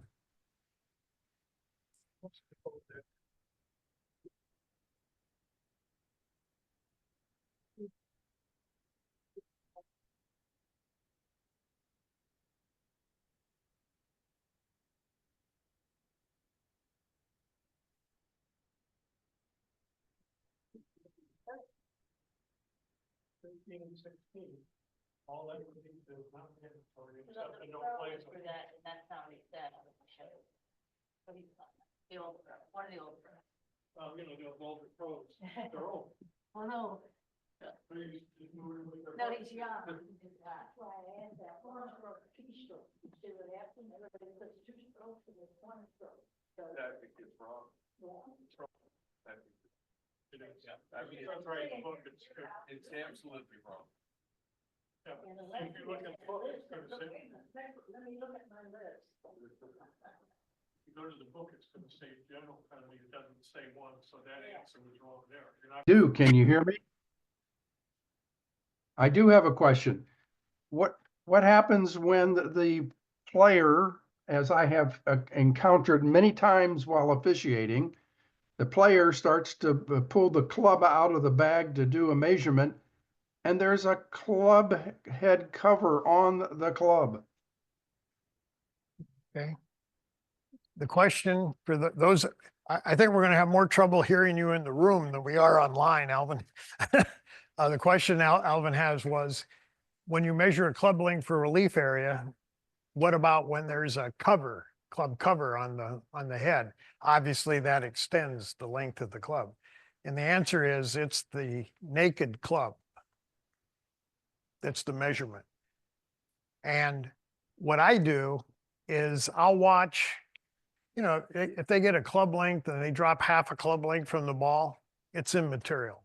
Okay. Or if they drop 2 club lengths, or if they have a 2 club length relief area and they drop a club length and a half, it doesn't make any difference. But if they're trying to get out to the very perimeter of that relief area and that club cover adds another inch or inch and a half, depending on how it's on the club, then I'll say, let's take the club cover off and see where we're at. Okay. 14.4, we're going to cover in the next presentation.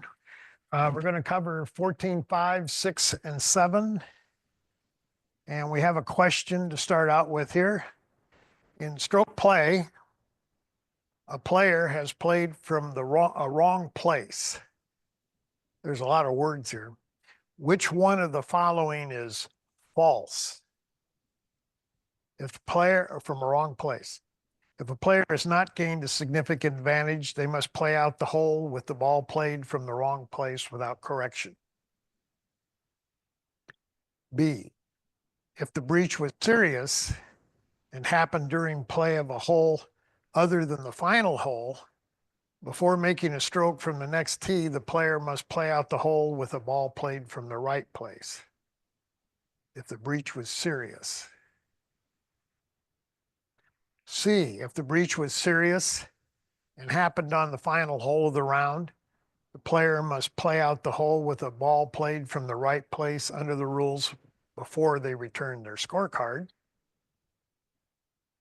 And D, if a player lifts the ball played from the wrong place without holding it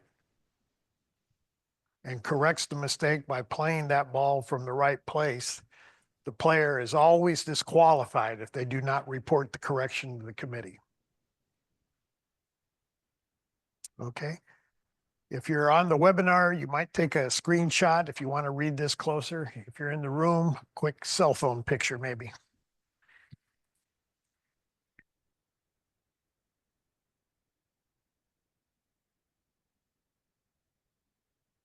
All right. 14.5. This is the eraser rule. It doesn't say so in the book, but that's what rules officials fondly call it, the eraser rule. It allows the player to correct a mistake made in substituting, replacing, dropping, or placing a ball. All the stuff we've talked about, if we make a mistake, this rule allows us to correct that mistake. It says, 14.5a says, the mistake may be corrected before the player plays the ball. So you make a mistake, you have to correct it before you play the ball. You can't go back and say, oh, I messed up. When the player, 14.5b is, there will be instances, I'll put it that way, where the player may change when they're correcting a mistake, when they may change to a different rule or a relief option when they're correcting their mistake and taking relief. And 14.5c says there's no penalty for actions taken after the mistake that relate to the original ball. And what this is you make the mistake and then you correct the mistake, and in between, you don't get penalized for any actions that relate to that original ball. And we'll discuss this. All right. I'm sorry, I was thinking of the next presentation.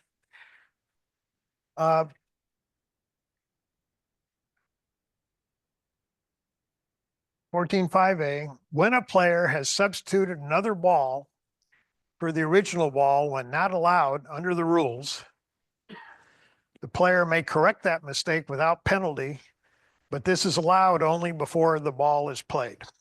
So I'm holding in my hand my original ball. It's a white ball. And I hit this onto the green. I marked my original white ball, lifted it. Then I reached into my pocket and I pulled out my favorite yellow putting ball. And I put that down where I had marked my original. And I'm getting ready to play it. And somebody said, John, what are you doing? I said, well, that's my favorite putting ball. I like putting with that. I hardly ever miss. And they said, John, you can't substitute. You have to stay with your original. I can take the original, the white ball, go back, mark the spot of the yellow ball, lift the yellow ball, put the white ball down, remove the ball marker, and there's no penalty. I've corrected the mistake of substituting a ball. I can only do that before I make a stroke. If I'd made a stroke, I would have had to eat it. Player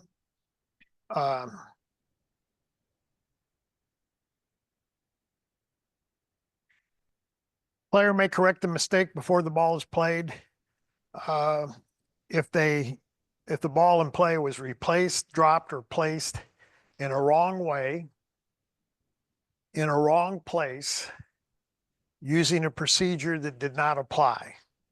And this may be corrected. The player may correct the mistake without penalty, but only before the ball is played. We're going to go through these three in a little bit of detail. When correcting a mistake, there's some really good stuff in the next couple slides. When correcting a mistake and taking relief, whether the player must use the same rule and relief option originally used, or may change to a different rule or relief option, depends on the nature of the mistake. Well, what kind of mistakes can we make?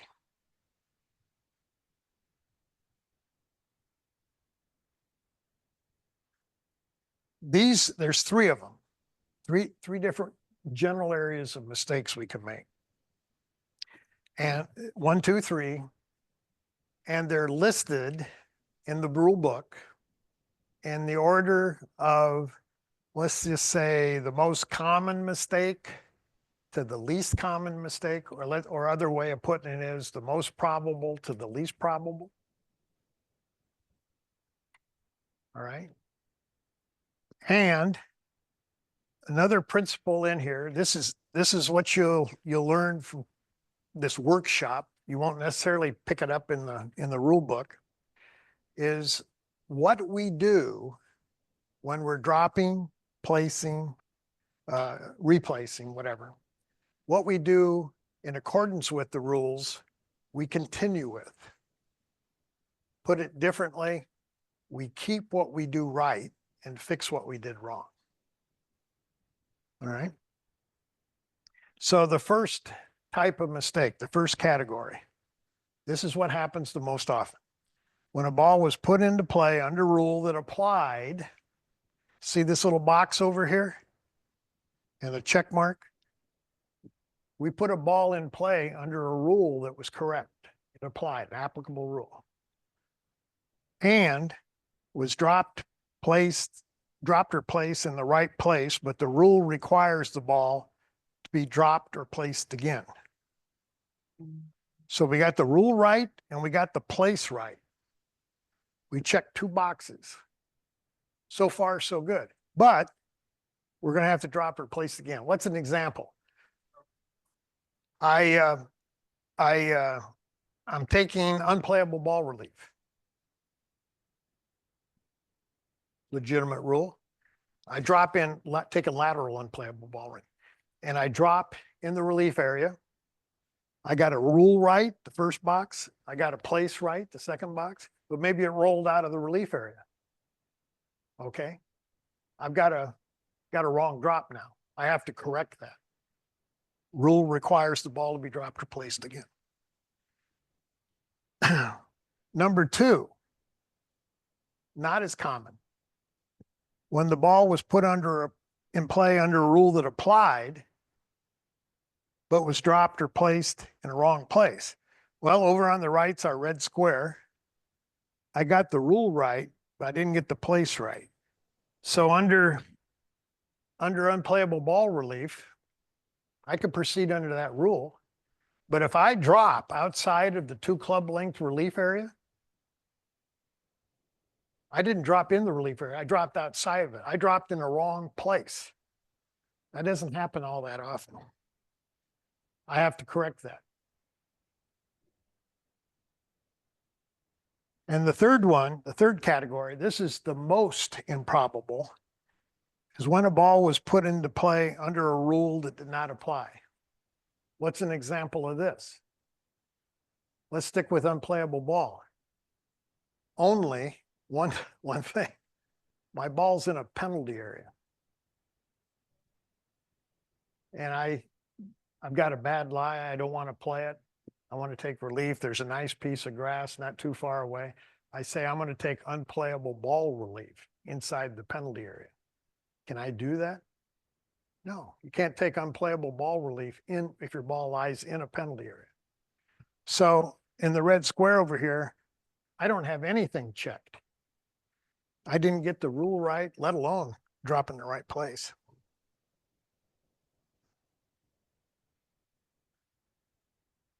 Okay. We're going to go through these again. Repeat. It's a repetition thing in the slides here. When the ball was put in play under a rule that applied and was dropped or placed in the right way, but the rule requires it to be placed again. This is where the picture shows it. She's dropping from knee height, hits the relief area. She's got the good rule. She dropped in the right place, but it rolled outside the relief area. She's going to keep the rule. She's going to keep the relief option, and she's going to redrop. The player must go on to take relief under the same rule and the same relief option. For example, unplayable ball used in taking lateral relief was dropped in the wrong way or came to rest outside the relief area. We got that mistake down. Correcting the mistake, the player must continue under unplayable ball relief and use the same relief option, in this case, lateral. Here's the second category. When the ball was played under a rule that applied but was dropped in the wrong place, we got the rule right, we got the place wrong. We can go on to take relief under the same rule, but we may use any option under that rule that applies to the situation. What does that mean? For example, taking unplayable ball relief, the player uses a lateral option, mistakenly drops the ball outside of the required 2 club length relief area. In correcting the mistake, the player must go on to continue to take unplayable ball relief. They got the rule right. But they may use any of the options under the rule. What are our options? 19.2a is stroke and distance. 19.2b is back on the line. 19.2c is lateral relief again. So they can stick with lateral relief or they can change their mind and do stroke and distance or back on the line.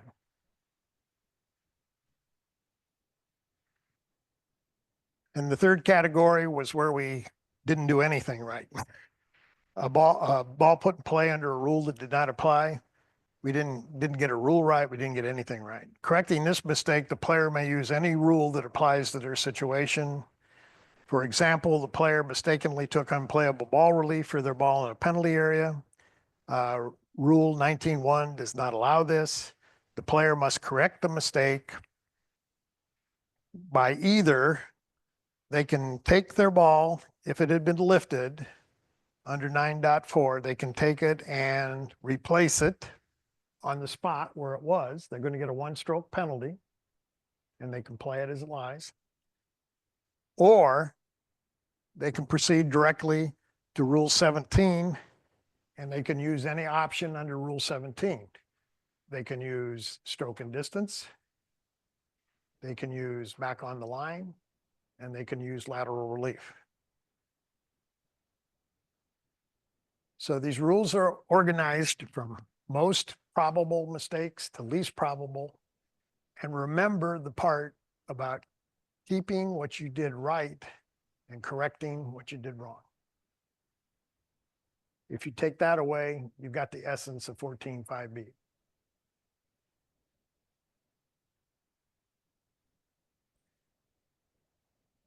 Okay, this is the part about no penalty for actions taken after the mistake that relate to the original ball. Okay, bracket the picture. On one end of the bracket, you have making the mistake. On the other end of the bracket, you have correcting the mistake. And what we're going to talk about is what happens in between. When a player corrects a mistake under 14.5a, any penalty for actions that were taken after the mistake, which relate solely to the original ball, do not count.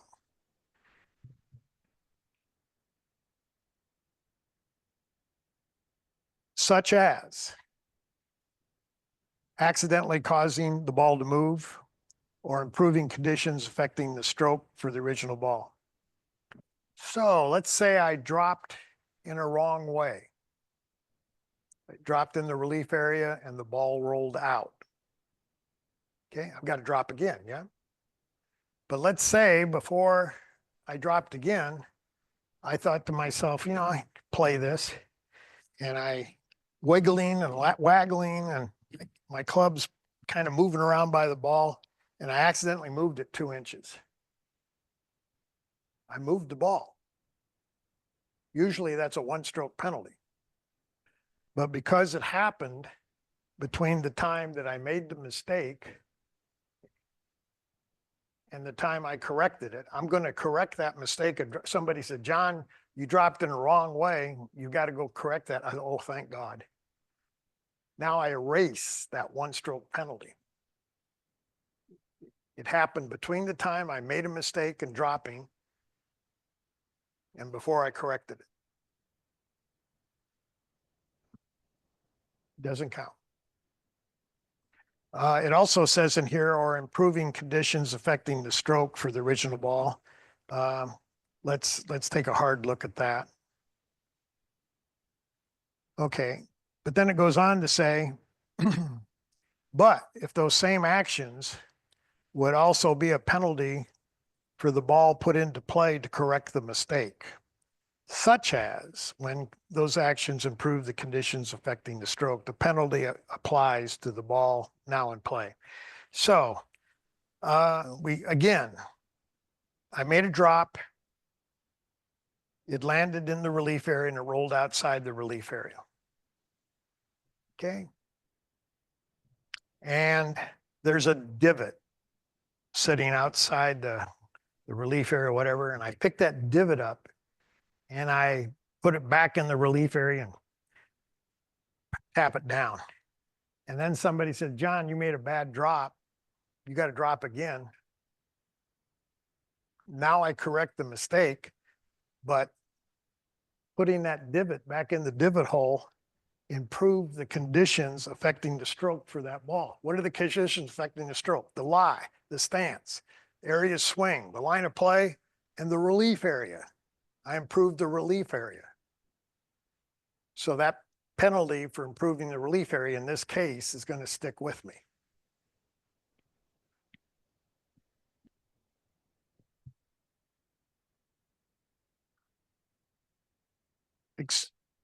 Exception. You leave it alone. The question was, do I have to take the divot out? Right? No, that you can't. When you alter the surface of the ground, you're stuck. You can't correct that. There's an exception here. If I drop the ball the right way, let me see. In stroke play, if the player gets jammed.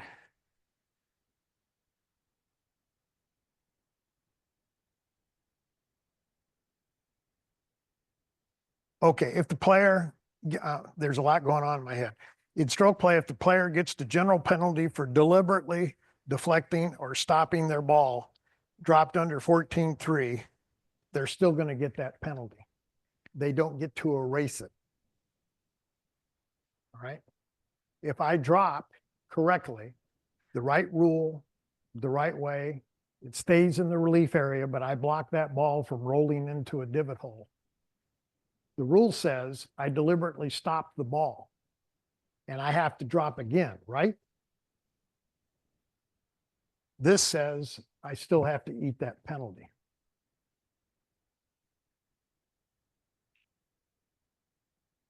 Any questions on 14.5? John Epps. Pardon?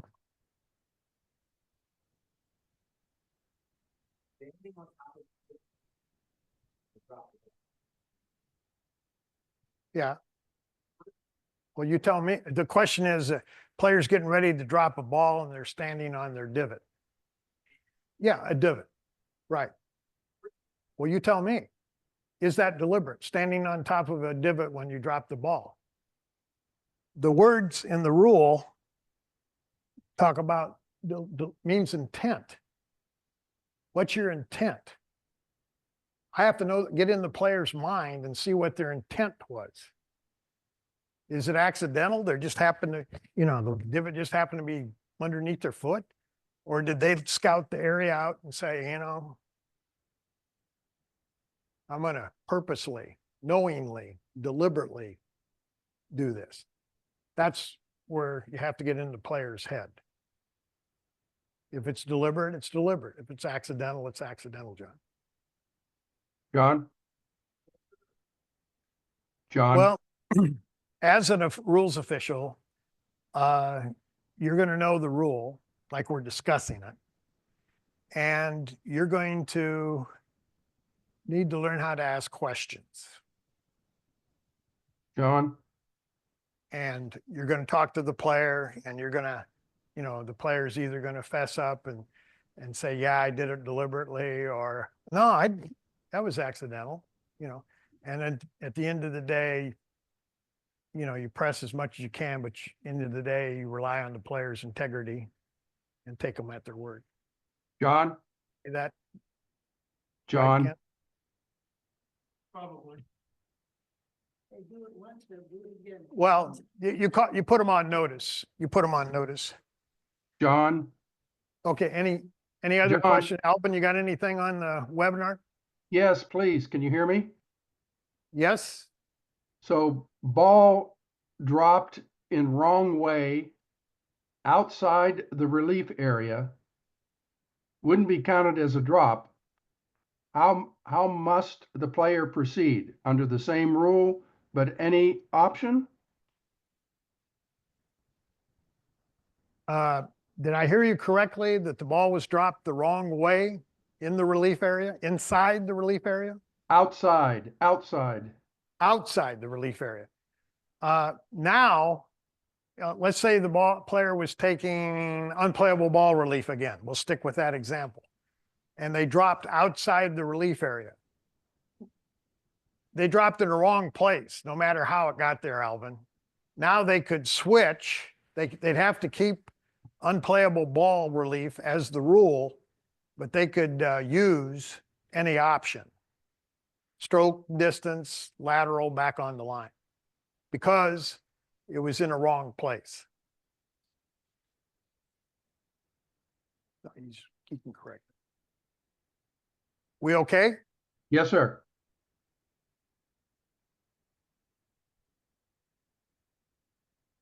Does that answer suffice? Yes, sir. Thank you. Okay. And we're talking about correcting it. They haven't played it.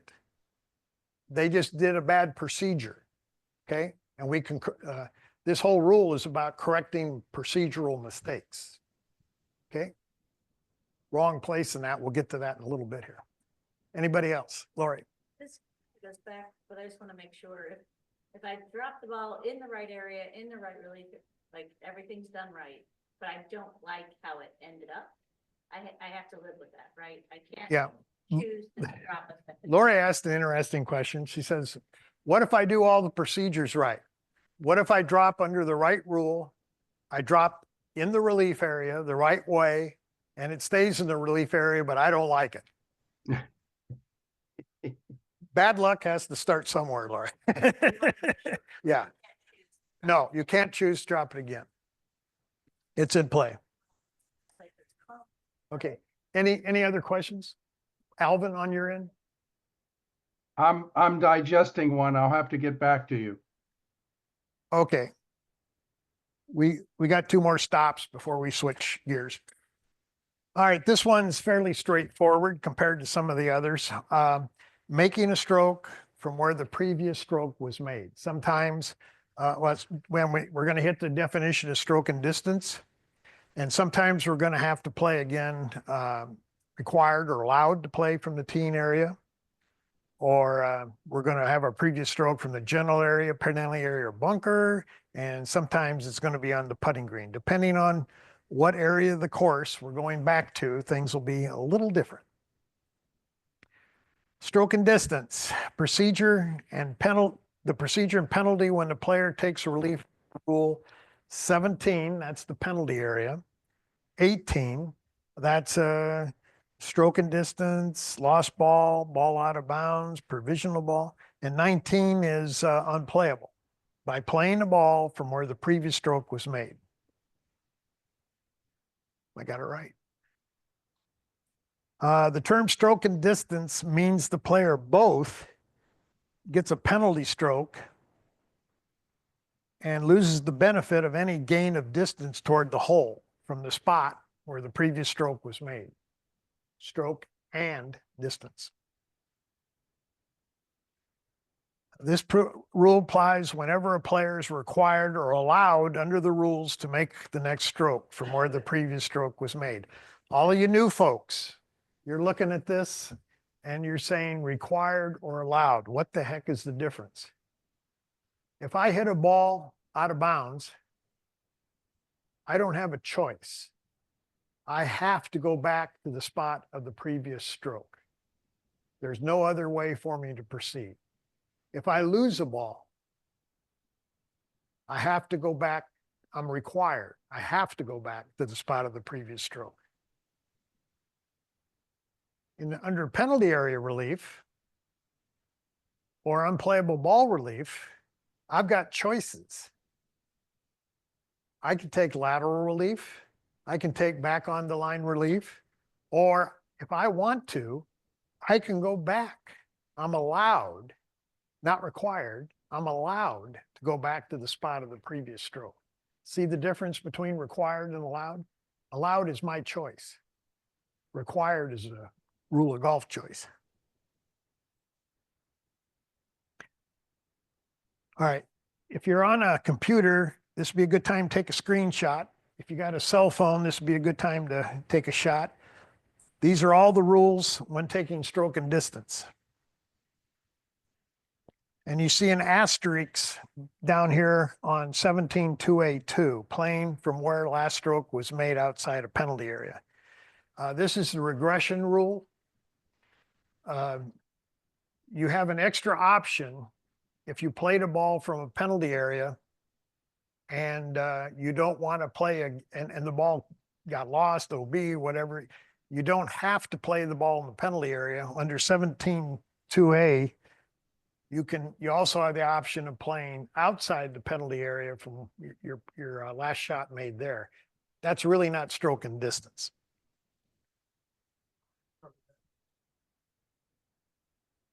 Yes, you do. You have to embellish it. Ken says he didn't. I didn't write the words. Ken's worried that he doesn't have anything to talk about next week. Playing again from the previous spot, such as playing again after a stroke is canceled. In match play, if you play outside the teen area, somebody can cancel your stroke and have you come back. If you play out of order in match play, they can cancel your stroke and have you come back. And 3-ball match play, if you play out of turn, they can cancel your stroke, make you come back. Other situations where you come back, if your ball breaks into pieces as a result of a stroke, you don't play anything where it lies. You have to come back and play under stroke, play from the spot of the previous stroke. Ball played from inside the teen area in stroke play. If you play from outside the teen area, you haven't started the hole. You have to come back and play again from inside the teen area. And foursomes, wrong order of play, rule 11, ball deliberately deflected, stroke made on the putting green, you replay the stroke, you cancel and replay the stroke. If you hit another player or animal or a movable obstruction, you cancel and replay the stroke. Those are all times when you go back to the spot of the previous stroke in the rules.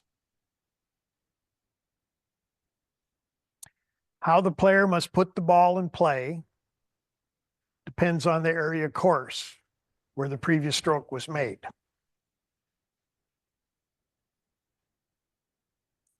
In all these situations, the player may use the original ball or another ball. In the teen area, previous stroke was made from the teen area. We're going to come back to the teen area and play another ball under the teen area rules. Play it on the ground, tee it up, whatever. In the general area, penalty area, or bunker, again, we can use the original ball or another ball, and it must be dropped in this relief area. The reference point is going to be the spot of the previous stroke. And if we don't know that spot, we're going to estimate it. The size of the relief area is going to be 1 club length, but within these limits. It's going to have to be in the same area. It's going to have to be, if it was in the general area, it's going to have to be played in the general area. The relief area is going to be in the general area. Penalty area, the relief area is going to be in the penalty area, and in a bunker, the relief area is going to be a bunker. That same area of the course is where we played it before, must not be nearer the hole than the reference point. The reference point's the spot where we made the previous stroke.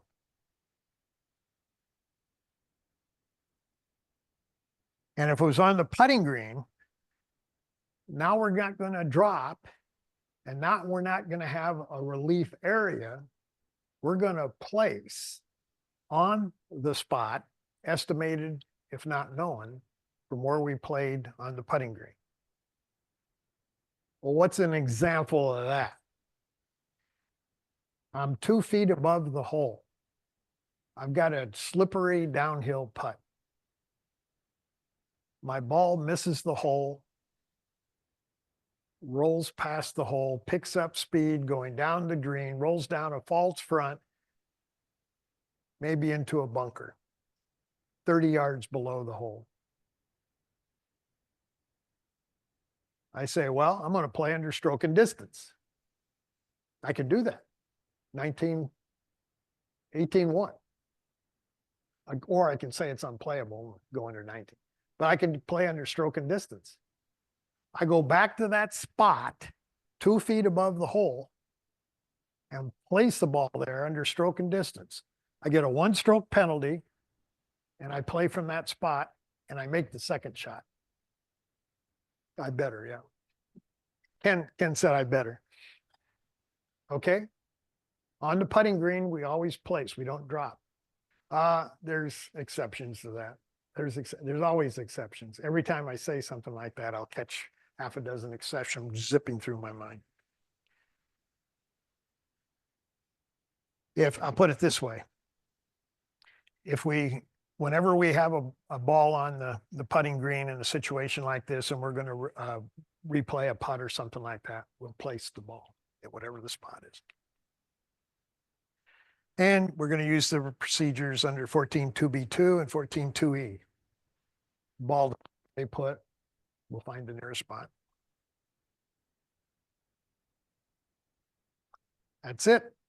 And if we don't play from the right place, for instance, on the putting green, if I didn't place the ball on the spot where I'd played from, I've placed it 2 feet away, that would be a wrong place. Okay. And I not only get the stroke on stroke and distance, I'd get 2 penalty strokes for playing from a wrong place on top of that. Any questions on 14.6? Michael.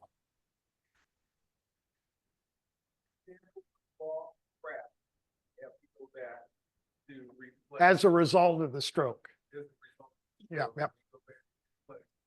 Placing the ball in that spot, or you dropping, and you get your 1 club length, but you get the stroke and distance. What does the rule say? 4.2a, or 4.2. What's the rule say? It says C14.6. And 14.6, Mike's question is, if you're playing a ball and as a result of the strike, you crack the ball, breaks into pieces, that rule requires you to play again from the spot of the previous stroke. 14.6 tells you what to do, how to play it, depending on what area of the course you played from. If you played from the general area, the reference point is the spot that you played from, and you get a 1 club length relief area. Ditto, penalty area, bunker, right? Inside the bunker, inside the penalty area. If you played it on a putting green, that leads to problems. Yeah. Okay. Got it.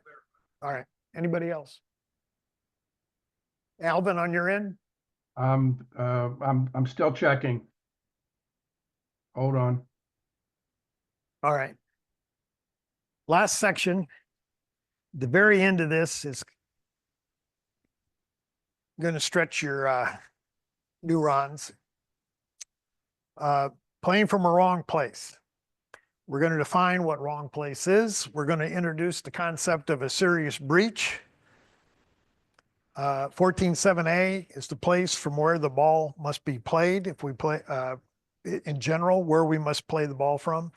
And 14.7b tells us how to complete a hole after playing from in stroke play. Important definition. Wrong place. Any place on the course other than where the player is required or allowed to play under the rules. Wrong place. When we get to the question, somebody wants to ask me about allowed, I'll embellish that a little bit. Examples of playing from a wrong place. Playing a ball after replacing it on a wrong spot. Here's a player putting his ball back on the putting green. What if he'd marked that ball a club head to the side and forgot to mark it back to its original spot? And he played from a club head to the side. That's a wrong place. Or without replacing it when required by the rules. So the player in the left picture here accidentally bumped her ball and moved it a foot. She's required under 9.4 to put it back. If she doesn't put it back, she's playing from a wrong place. She's required to put it back. Or playing a drop ball from outside the required relief area. We drop under the right rule. We drop the right way. The ball comes to rest outside the relief area. We're required to play inside that relief area. We have to drop inside and play from within inside that relief area. If we play outside the relief area, that's a wrong place. Taking relief under a wrong rule so that the ball is dropped in and played from a place not allowed under the rules. I'm going to go back to our classic example of an unplayable ball, taking an unplayable ball relief in a penalty area. We're not allowed to take unplayable ball relief in a penalty area. So automatically we're playing from a wrong place. Playing a ball from a no play zone. We haven't talked about no play zones much yet, have we? Don't talk about. We don't talk about them? Oh, that's yours. That's yours. Okay. No play zone means, can I say this much? No play zone means mandatory relief. No play. Can't, whether your stance is in it, your swing is in it, the ball's in it, whatever. If the no play zone even interferes with your swing or stance, the ball's in it, but you're not. You have to take complete relief at all times from no play zones.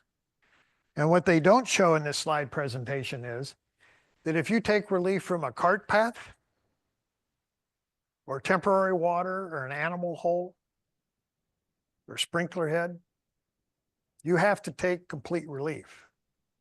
If you drop a ball from a cart path in the relief area, but then you go and take your stance and your foot, your toe, your heel is still touching the cart path, you haven't taken complete relief as required by that rule. And you are playing from a wrong place because you didn't take complete relief. repetition is the best way to absorb it more. If I hear it again. They'll sit here and nod their heads, Ken. Ken's, I'm stealing his thunder here. Wrong place. A player is played from wrong place in the following situations: when a ball has been played from, is not, they should have underscored this. A player has not played from a wrong place in the following situations: when a player has played from outside the teen area and starting a hole. What if they played from 2 feet in front of the teen area? That's not a wrong place. They haven't started the hole. You can't start the hole until you make a stroke from within the teen area. So they get a 2-stroke penalty, but it's not a wrong place. When in starting play of the hole or in trying to correct that mistake. What does that mean? That means my first swing was 2 feet in front of the teen area, and that's not playing from a wrong place. And then I move back a foot. I'm still a foot in front of the teen area, and I'm trying to correct that mistake, but I still got it wrong. That's not a wrong place either.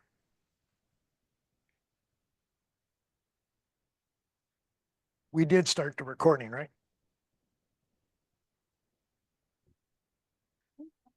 Caroline says, I think so. We hope so.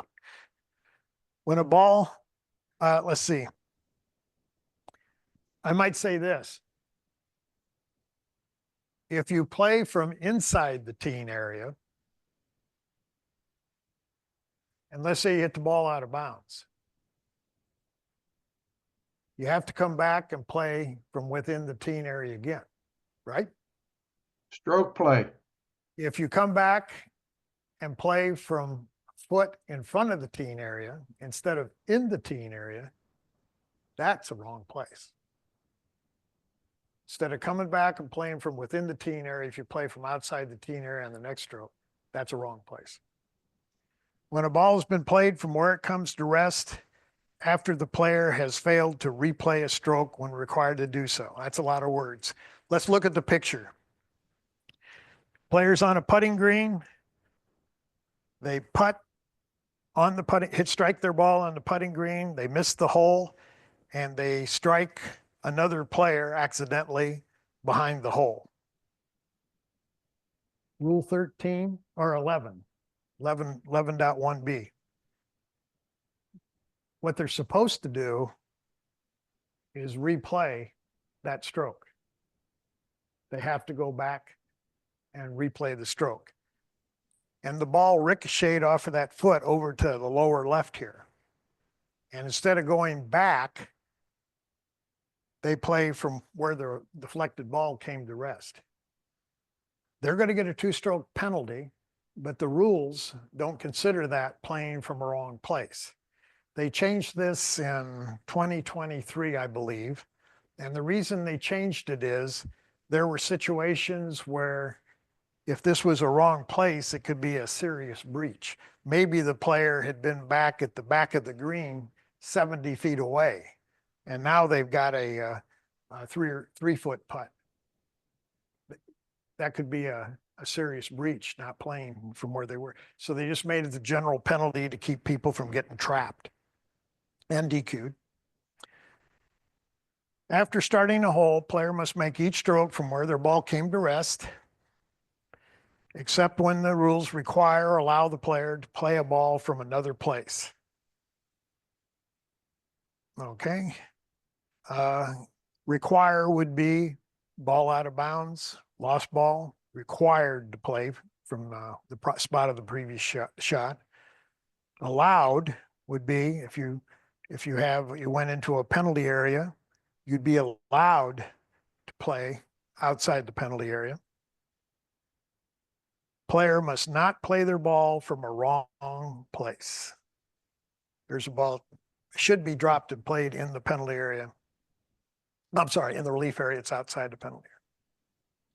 Penalty from playing from a wrong place, whether it's 2 inches or 200 yards, general penalty. In match play, it's all over. If you play from a wrong place, you lose the hole. End of story. So 14.7b is going to focus on stroke play. How to complete a hole after playing from a wrong place. The player must decide whether to play out the hole with the ball played from the wrong place or to correct the mistake by playing from a right place. This is going to get a little involved, folks. What a player does next depends on whether it was a serious breach. That is, whether the player could have gained a significant advantage in playing from the wrong place. Significant advantage. Okay, here's a definition of serious breach. When playing from the wrong place could give the player a significant advantage compared to the stroke made from the right place. What are the factors involved? The difficulty of the stroke, the distance from the hole, the effect of obstacles on the line of play, and the conditions affecting the stroke. The concept of the serious breach does not apply to match play. Why? Because the hole's lost as soon as you play from a wrong place. We don't care if it was 2 inches or 200 yards. Okay. So we've got 3 situations. Player must decide whether to play out the hole with the ball played from the wrong place or to correct it. They have to think about whether where they played from was not a serious breach, whether they could tell that it was a serious breach. And the third situation is they don't know whether it was or wasn't a serious breach. If it's not a serious breach, the player must continue playing out the hole with the ball played from a wrong place. Just take their 2-stroke penalty and keep going. This picture on the right shows a ball on a cart path. The direction of play is to the right. Their nearest point of relief is on the top side of the cart path. That's where they should be playing. Instead, they drop a ball in a wrong place. They drop on the other side. They don't take the relief area at the nearest point of relief. They go across the path for whatever reason. And what the slide says here, we can't see the whole layout, but what the slide says here is they just, instead of playing on one side of the path, they played on the other. Probably not a serious breach.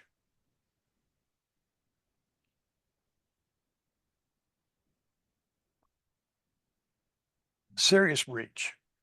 The player must correct the mistake by playing out the hole with the ball played from a right place under the rules. Well, in this situation, we're going to know, I guess, that we really messed up. We played from a wrong place and it was serious. So we got the classic situation. The ball's at the very bottom of that picture. I don't know if you can see it very well. It's at the very bottom of that picture. And the player has to play a shot that negotiates that yellow penalty area. There's the shot. Whoops. It hit a tree. It got over the yellow penalty area, hit a tree, bounced into the yellow penalty area, and the player took lateral relief. Can we take lateral relief from a yellow penalty area? That's not an option. The only option we have is back on the line and stroke and distance. Only options we have, back on the line, stroke and distance. So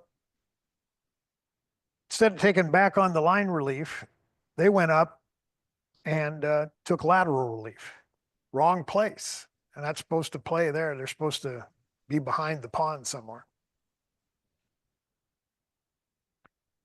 If the player doesn't correct this, if it's definitely considered a serious breach, if they don't correct this, go back and play from a right place. If they don't correct it before they start another hole, or for the final round before they return their scorecard, they're going to get DQ'd.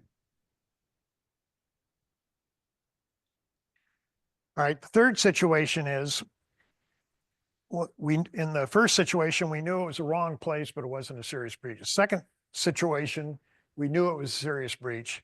Now, maybe the player really doesn't know if that was a serious breach or not. So if they're uncertain, they should play a second ball. They should play the ball that they played from the wrong place, that lateral relief ball, hold out with it. And they should play a second ball from the right place, either back on the line or stroking distance.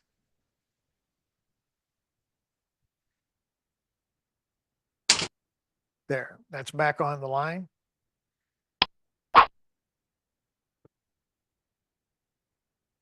So they went back on the line and played a second ball. And it came to rest on the green. And presumably they play it out.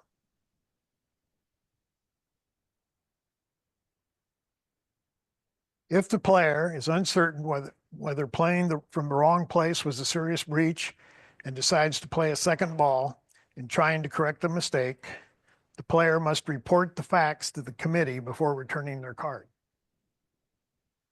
Okay, anytime the player plays two balls, and it goes on here, this applies even if they score the same with the two balls, and even if they don't complete the hole with the second ball. Don't complete the hole with both of the balls. Okay. When you start playing second balls, the committee has to know. And before you turn in your scorecard. Otherwise, you're DQ'd.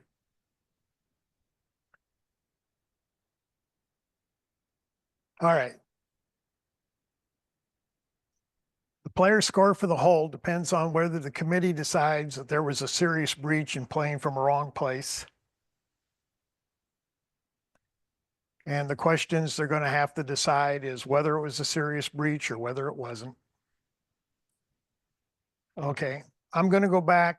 The slides, I think, are a little confusing, so I'm going to go back to the diagram.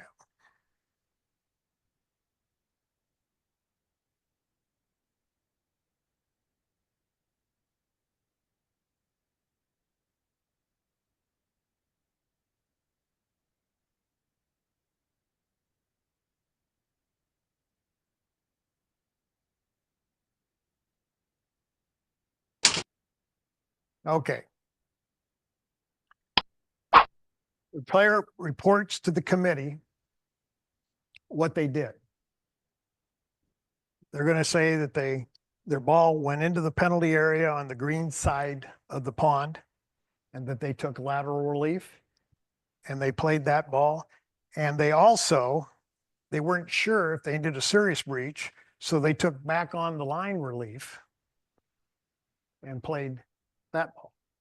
So the committee's going to listen to this and they're going to look at I'm going to call the ball up here on the green side of the pond. I'm going to call that the wrong ball. And I want to call the ball that got played back on back line. I'm going to that second ball. So the wrong ball and the second ball. If the committee decides that the wrong ball, that wasn't a serious breach, the player is just going to count the strokes made with that ball and add 2 strokes because they played from the wrong place, not a serious breach. If the committee decides the wrong ball was played and it was a serious breach, now they're going to walk away from the wrong ball and start looking at the second ball. You won't be able to count that ball played with a serious breach. They're going to come back and they're going to check the facts on the second ball. If the second ball dropped back here under back on the line relief was dropped correctly and played without any other issues, then because it was a serious breach, none of the strokes with the wrong ball will count. And the stroke made back here on back of the line relief will count. 2 strokes for playing from the wrong place plus whatever it took to get into the hole.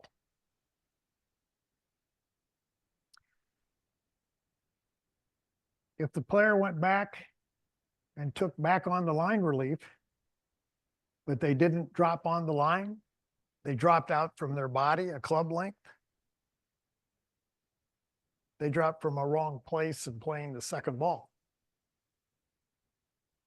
It probably won't be considered a serious breach, but it's another wrong place.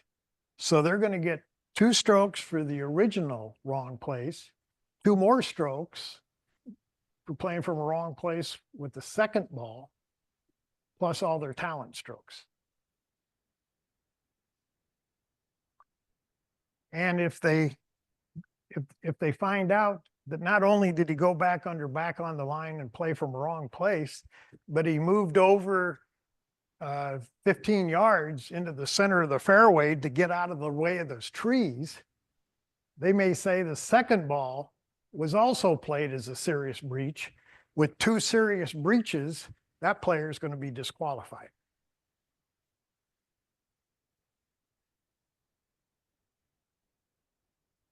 I don't make this up. That's what's in the rules. Okay, let me see what else we got here, and I think we'll take some questions. By the way, Mark Morphy, I don't know if he's on the line, but he's going to be talking again about second balls with doubt as to procedure on Rule 20. Okay, these are all the slides you missed. Okay. Let's take questions.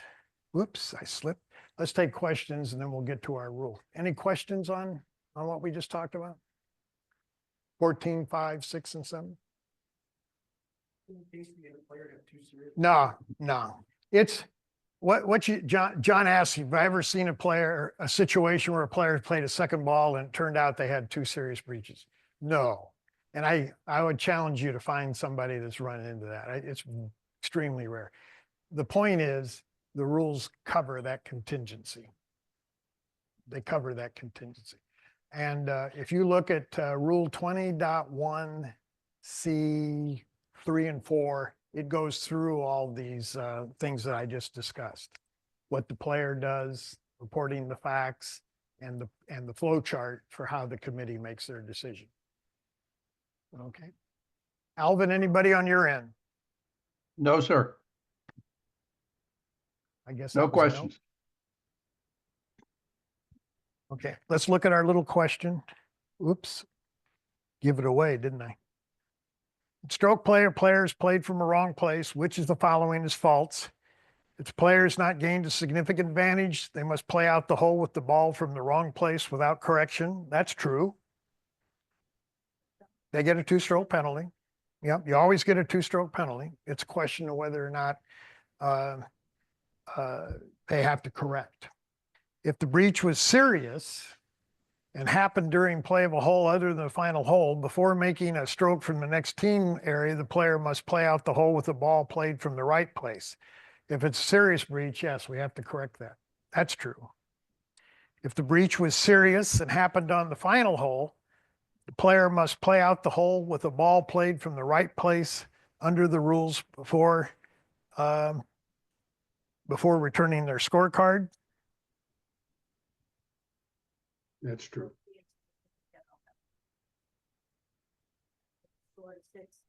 Played from the right place. Serious breach happened on the final hole. They have to play under the rules before returning their scorecard. I think that's true. And if the player lifts their ball, played from the wrong place without holding it, and corrects the mistake by playing the ball from the right place, the player's always no, they're not always disqualified. Yep. A, B, and C is +2, no, plus. Yeah, anytime you play from the wrong place, it's 2 strokes. Any questions? Okay. We still have, it's 4.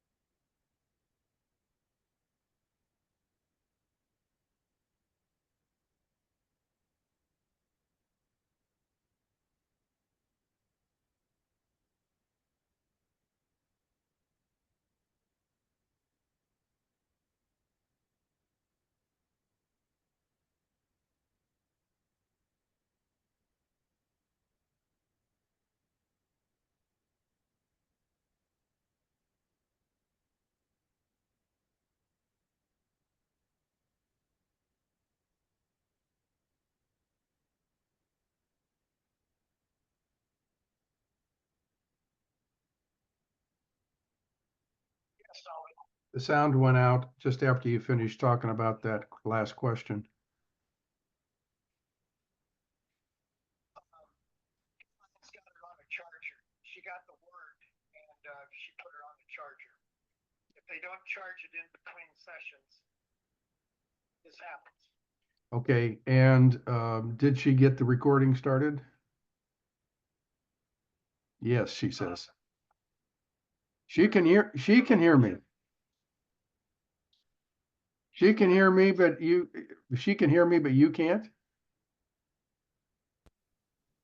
I'm sorry? I say she can hear me, but you can't? No, she must have got your text message or something. No, She she's, found out you couldn't hear. no, she acknowledged that she could hear me. I just couldn't hear you.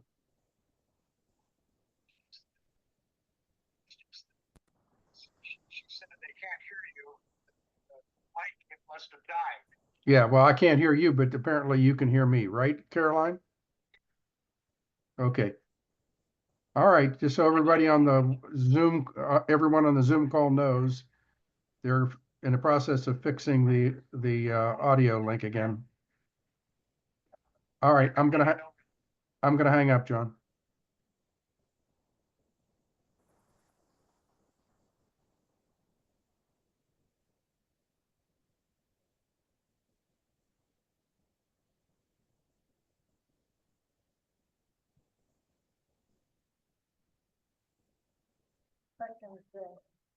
Presentation. I think it is. Wonder, Did they get charged in between times? Back at their office? he forgot to charge it this time. And he started charging it, we charged it a little bit, but it must have been really bad. Okay, get as much as we can. Can I But I'm use thinking it when it it's doesn't charged? say- I think you might be able to use it. That's pretty much all the slack I've got right now. Okay, I'll do what I can. I'll do what I can.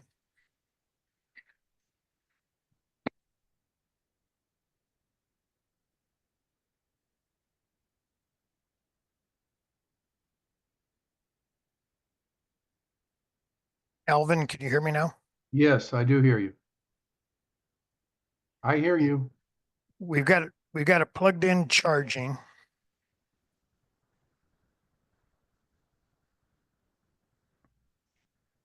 We got it plugged in charging and it's the cord stretched as far as we can.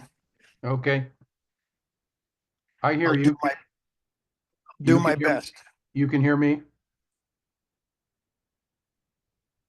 You can hear me? Yeah, we can hear you. I can't understand you, but I can hear you. You sound like one of the subway drivers in the New York City subway system. Okay, let's get going so we can wrap up here. This is about 30, 35 minutes. Status of the ball and the ball used in the play of the hole. There are some concept slides in this presentation. It's not a standard rules presentation. There's some concept slides that we spend time on. There's the definition in play, which we focus on, and then we'll get into rules 6.3 and 14.4. And Alvin, can you hear me okay? Yes. Okay, if you lose voice, you lose my voice, holler. I know you won't be shy. Definitions Okay, in John, play. That's John, yes. you've got the presentation on our screens.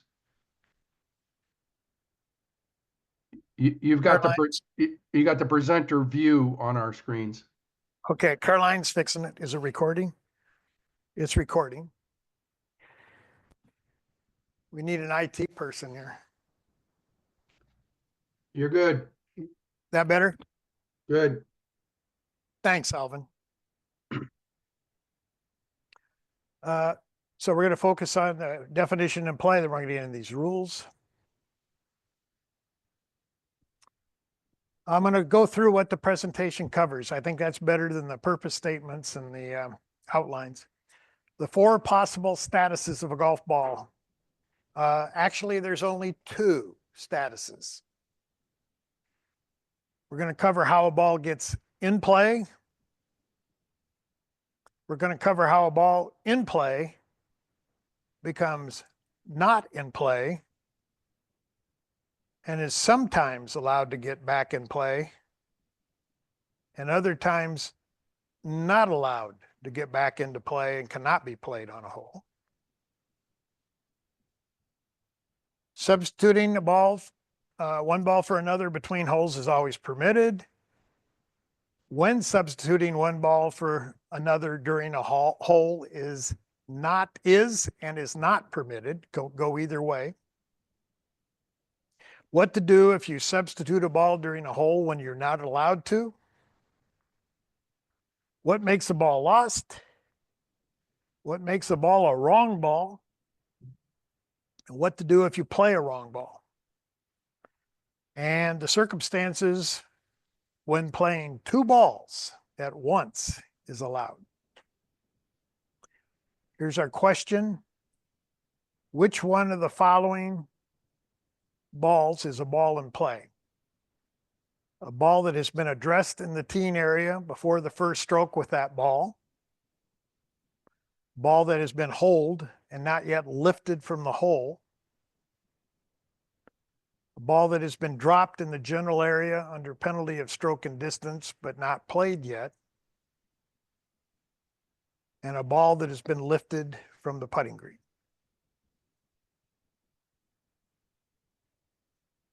Okay. I can almost hear Ken Berg saying this in my sleep. A hole is played in a progression of strokes from the teen area to the putting green and into the hole, ideally. After teeing off, the player normally is required to play the same ball until the hole is completed. The player gets a penalty for making a stroke at a wrong ball or a substituted ball when substitution is not allowed by the rules. All right, here are the concept slides. There's about a handful of them. And so we're not going to be looking at the words and the rules. We're going to be looking at some slides that graphically show some things that are in the rules and the definitions. So it starts out by saying there's 4 possible statuses a ball can have. I maintain there are 2. So do they. A ball in play and a ball substituted or balls in play. A ball lost and a wrong ball are not in play. Substitution is a mechanism for putting a ball into play. A ball lost, when a ball is lost, that turns a ball that's in play into a ball that's out of play, and a ball out of play is a wrong ball.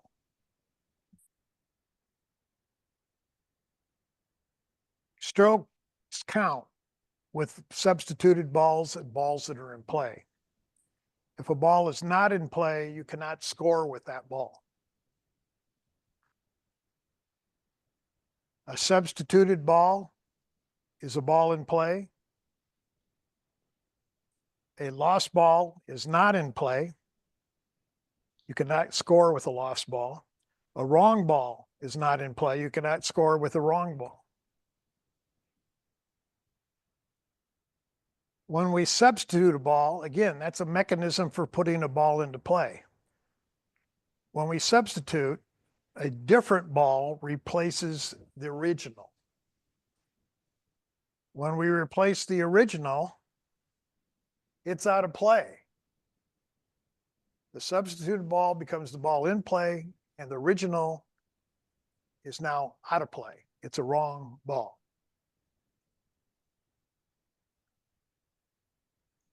If we have a ball in play, we hit it out of the teen area, let's say, and we hit it OB. It's at rest off the course. We've now taken a ball that's in play, and because it's at rest off the course, it is now out of play. And it's a wrong ball.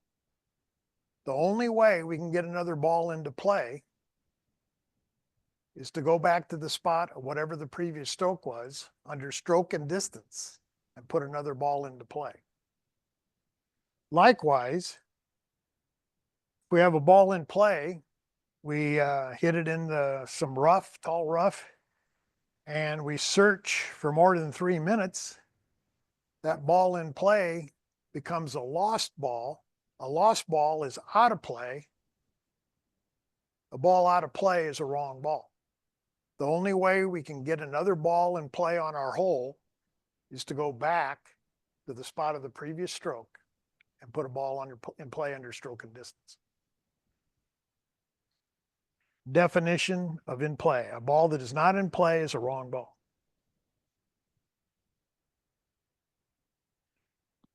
If we have a ball in play, like a ball on a putting green, we mark it and then we lift it. When we lift that ball, it's not in play any longer. It's out of play.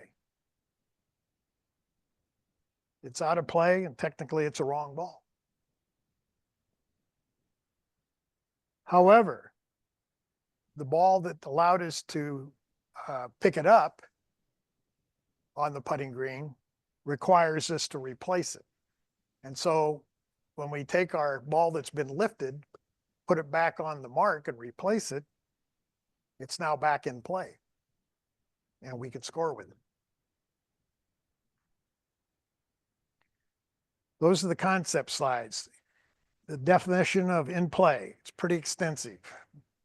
The status of a player's ball when it lies on the course and is being used in the play of a hole. A ball first becomes in play when we make a stroke at it from inside the teeing area. It wasn't in play until we made a stroke at it. And there's some fine print here. It says in match play, if a player plays outside the teeing area and the opponent doesn't cancel the stroke, it's in play. The ball remains in play until it is holed. Once the ball is holed, it's out of play. It's out of play until we make a stroke on the tee, and then it goes back into being out of play when it's holed.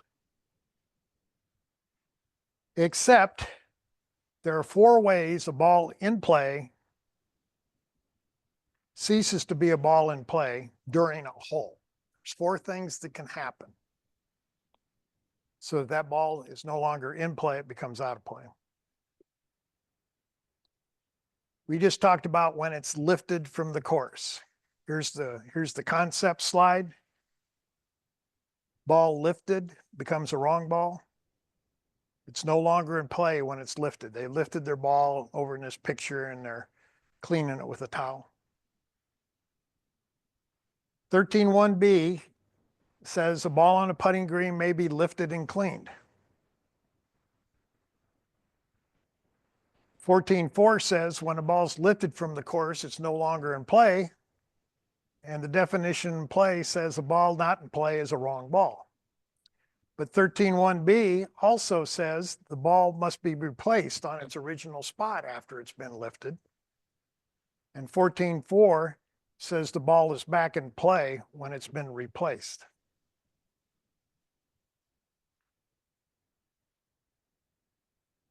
There's the concept slide. When we lift it, it goes from in play to out of play. And when we replace it, there's a replace. When we replace it, it goes back into play. The second time is when a ball is lost.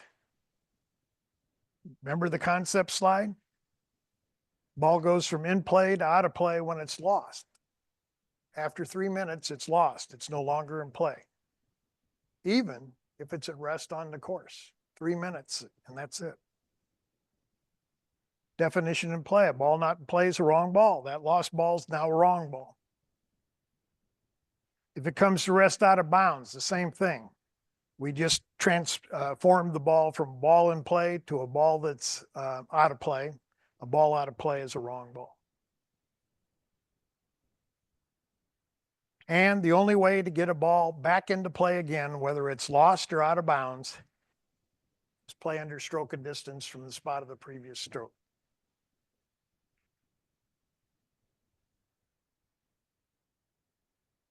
The fourth time that a ball in play can become a ball out of play is if another ball has been substituted for it. So in this picture, it looks like somebody's taking, I'm going to say penalty area relief. I guess that's what the picture says. So there may be a ball down in this rocky, whatever, penalty area. And if they substitute another, they know it's in a penalty area and they substitute another ball for it, that substituted ball is going to be the ball in play, and the other ball in the penalty area is going to be out of play. Or when another ball has been substituted for it, even if not allowed by the rule. So, player goes up there, hits a white ball onto the green, and then they get out their favorite putting ball and they substitute for the original. Whenever you substitute, the substituted ball becomes the ball in play and the original becomes out of play. Even if that's against the rules, it's still in play. They're going to get a penalty. There was our concept chart. Substituted ball is a mechanism for putting a ball into play. When the substituted ball becomes the ball in play, the original is out of play. A ball that's not in play is a wrong ball, and strokes made with that ball will not count toward the player's score. Okay, here's a clever little part of the in-play definition. The player cannot have more than one ball in play at a time. Indeed, there are going to be times when the player has no ball in play. Has no ball in play. No. If you hit your ball out of bounds, it's out of play. And you don't have another ball in play until you play under stroke and distance. Right? If you hit if you lose a ball out of bounds, either one, balls goes out of play, and until you correct that, you have no ball in play. If your ball's on the putting green and you lift it, for the time that you have it lifted, you do not have a ball in play.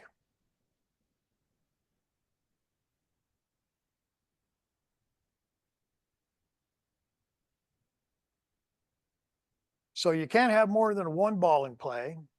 You may have no balls in play, but read this carefully.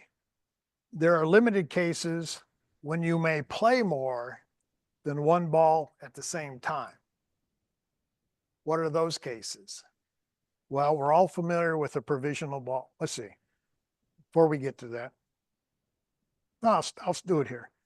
A provisional ball. You hit your ball, you don't think you'll be able to find it necessarily, so you hit a provisional. You're playing more than one ball at a time. That provisional ball isn't a wrong ball. It's not the ball in play. Get this, the provisional ball is in the twilight zone. Depending on what happens with the original ball, the provisional ball may become the ball in play or it may be abandoned, right?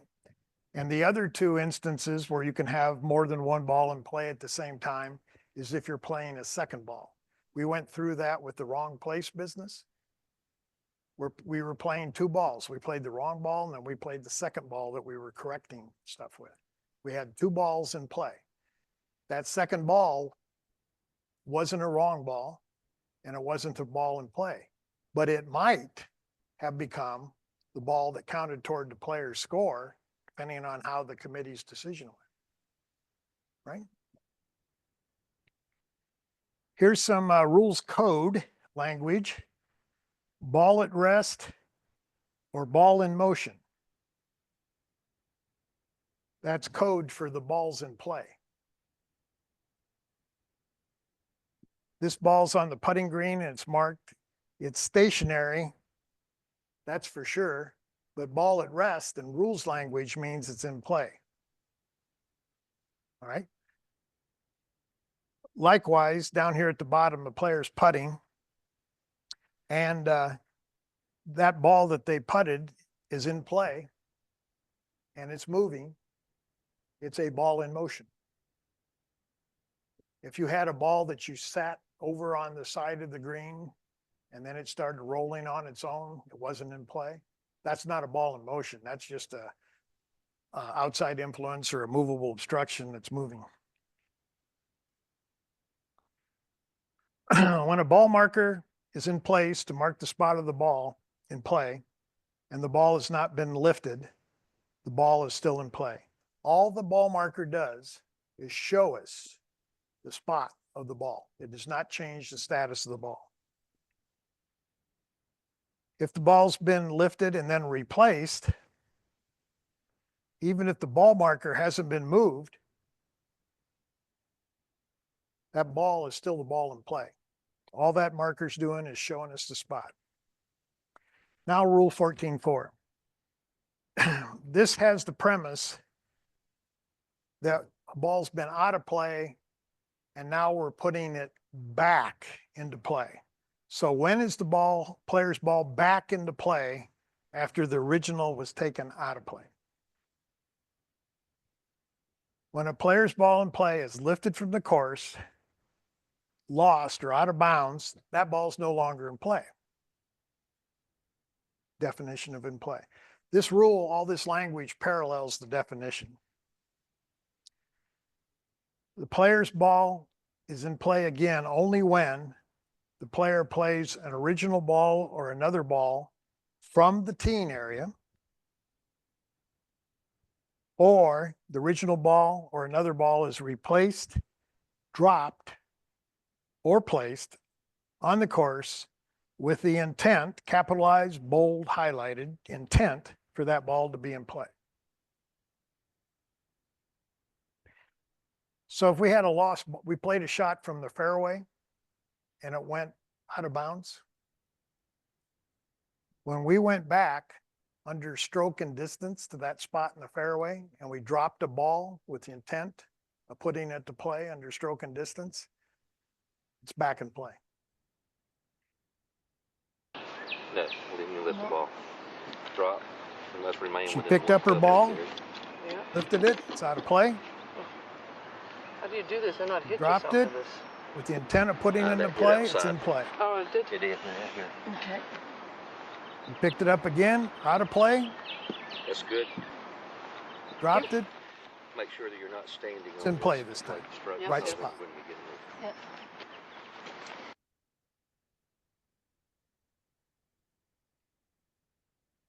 Ball, if a ball is returned to course in any way with the intent for it to be in play, the ball is in play. If you put the ball back on the course with the intent of putting it to play, it doesn't matter how you do it and where you do it. If your intent was to put it in play, it's in play. When not allowed to, when not allowed where to, all of that, it's still in play. Even if it was substituted for the original ball when not allowed by the rules, this is our favorite putting ball gig. There's going to be a penalty if they make a stroke. Even if it was replaced, dropped, or placed in the wrong place, in the wrong way, or using a procedure that did not apply. If your intent's to put that ball in play, it's in play.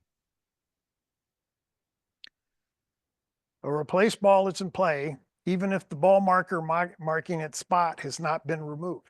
Remember, the ball marker just shows the location of the ball, the spot of the ball. It does not change its status. The ball is in play even if it has not been removed. A player may play any conforming ball when starting the hole from the teeing area and may change balls between two holes. The changing ball between two holes. When we hole out, the ball's out of play. and it's not back in play until we make a stroke at the next teeing ground. So in between, no problem changing balls. Player must hole out with the same ball played from the teeing area. This is all paralleling, repeating that language of the definition in play, except when that ball is lost, comes to rest out of bounds, then we can't keep playing it. We have to go back under stroke and distance. Or if the player substitutes another ball when not allowed to do so. When we substitute another ball, that original ball becomes out of play. The substituted ball goes into play, the original comes out. Which leads us to the definitions of lost and substitutes. Lost, the status of a ball that is not found in 3 minutes after the player or their caddy or the player's partner or the partner's caddy begins to search for it.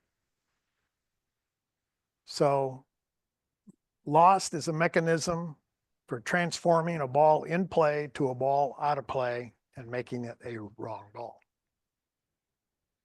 A ball does not become lost as a result of the player declaring lost. You can't declare it lost. You can look for a minute and say, forget it. But that ball's still in play for another 2 minutes. And if anybody else is looking for it and finds a ball, you're obligated to check it out, identify it. This says if a player deliberately delays the start of the search, they're going to let other players look, other people look, besides themselves, and stretch out the search time. The search time is going to start when the player would have been in a position to search had they not been delayed getting there. Temporarily interrupted. If the search begins and then is temporarily interrupted for a good reason. Okay, let's say we're 30 seconds into searching for our ball and the horn blows. We've got a suspension of play. We have to stop and get out of there, okay, if it's a dangerous condition. Or maybe we've been searching for 30 seconds and we got to get out of the way because another player in our group's going to be playing over our heads or something like that. So we're going to stop the search. We're going to interrupt the search. Or another situation is if a player mistakenly identifies a wrong ball. That's going to stop the search as well. The time between the interruption and when the search resumes does not count. So if we're waiting for that other player, we get out of the way, we walk over to the side, we get out of the way, they're waggling, they're practicing, they're talking to the caddy. Finally, they play their stroke. When we get back to the search area, the clock starts again. The time allowed for search is 3 minutes in total. So we had 30 seconds before we had to get out of the way of another player. When we go back, we've got 2 minutes and 30 seconds. Definition is substitute. Again, the substituting is a mechanism for putting a ball into play. Once we put a ball into play by substituting it, the original ball becomes out of play and a wrong ball. Another ball has been substituted when that ball, we've covered this in the rule, we're repeating it. When that ball put in play in any way to take the place of the original ball, whether the original ball was in play or no longer in play because it had been lifted from the course or was lost or out of bounds. The substituted ball is the player's ball in play, even if it was replaced, dropped, or placed in a wrong way. Take a look at this picture. This lady's original ball is on the cart path. And when she takes cart path relief, she can use the original ball or another ball, right? So she's using another ball. She's going to substitute another ball when taking relief from the cart path. And furthermore, she's dropping from shoulder height. She's substituting a ball in the wrong way. It makes no difference. When she substitutes that ball, right, wrong, or indifferent, with the intent to put it in play, that ball on the cart path is going to be out of play and it's going to be a wrong ball. And when does the ball that's dropped become in play? When it leaves the player's hand. When you're dropping. When you're placing, it's when you let go of it. When you're dropping, it's when you release it. Even if it was replaced, dropped, or placed, wrong way, wrong place. Even if the player was required under the rules to put the original back into play rather than substitute another ball, that favorite putting ball is still the ball in play. Guy's going to get a stroke. Here's a public service announcement. Players should put their identifying mark on the ball to be played. That's so you don't accidentally play a wrong ball. 6.3b, substitution of another ball while playing a hole. When a player is allowed and not allowed to substitute a ball, when the substituted ball becomes the ball in play and making a stroke at an incorrectly substituted ball. Certain rules allow the player to change the ball they're using in the play of the hole by substituting another ball as the ball in play. Whenever we're taking relief, we can substitute another ball. Others do not. We spend a lot of time talking about when we lift a ball or when we accidentally move a ball and have to replace it. We're not allowed to substitute. We have to stay with the original ball. When taking another situation when we're allowed to substitute, when taking relief, anytime we're taking relief, anytime, including when either dropping a ball or placing a ball.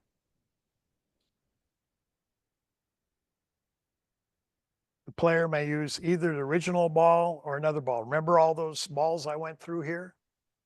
Dropping, placing, I changed balls. We can substitute when we're taking relief at any step in the process. We're allowed to substitute when playing again from the previous spot of the stroke under stroke and distance, and we can use the original ball or another ball. When we're not allowed to replace or substitute a ball, when we're replacing a ball on a spot or returning a ball, we're not allowed to substitute a ball. Here's the spot on the putting green. We were allowed to lift our original ball, but we're not allowed to substitute after we lift. And down here, the lady accidentally moved her ball. We can't substitute. We have to put the original ball back in play. And the exceptions are when the ball's not immediately recoverable or when the ball's been damaged, cut, broken to pieces, something like that. Substituted ball becomes the ball in play when a player substitutes another ball as the ball in play. Here's that picture. Balls, original balls on the path, substituted balls being released from the player's hand, that will become the ball in play. And the original ball will no longer be in play even though it's on the course. Substitution mechanism puts a ball into play. At the same time, the original ball is out of play. This is true even if the player substitutes another when not allowed by the rules. So in the top picture, players searching and they believe they found their ball. Well, they haven't. Their original ball is somewhere else. But they pick up that ball they found, and even further, they go on and take relief with it. And they not only take relief with it, but they're dropping in the wrong way. Because they had the intent to put that ball in play, and they did all those things wrong, that ball is now their ball in play, and the original ball, wherever it is out of play. It's a wrong ball. Even if it was replaced, dropped, or placed, wrong way, wrong place, procedure did not apply. For how to correct an error before playing the substituted ball, see 14.5. We went through those 3 cases. The wrong way to drop, wrong way to put it in play, the wrong place, and doing so without a rule that didn't apply.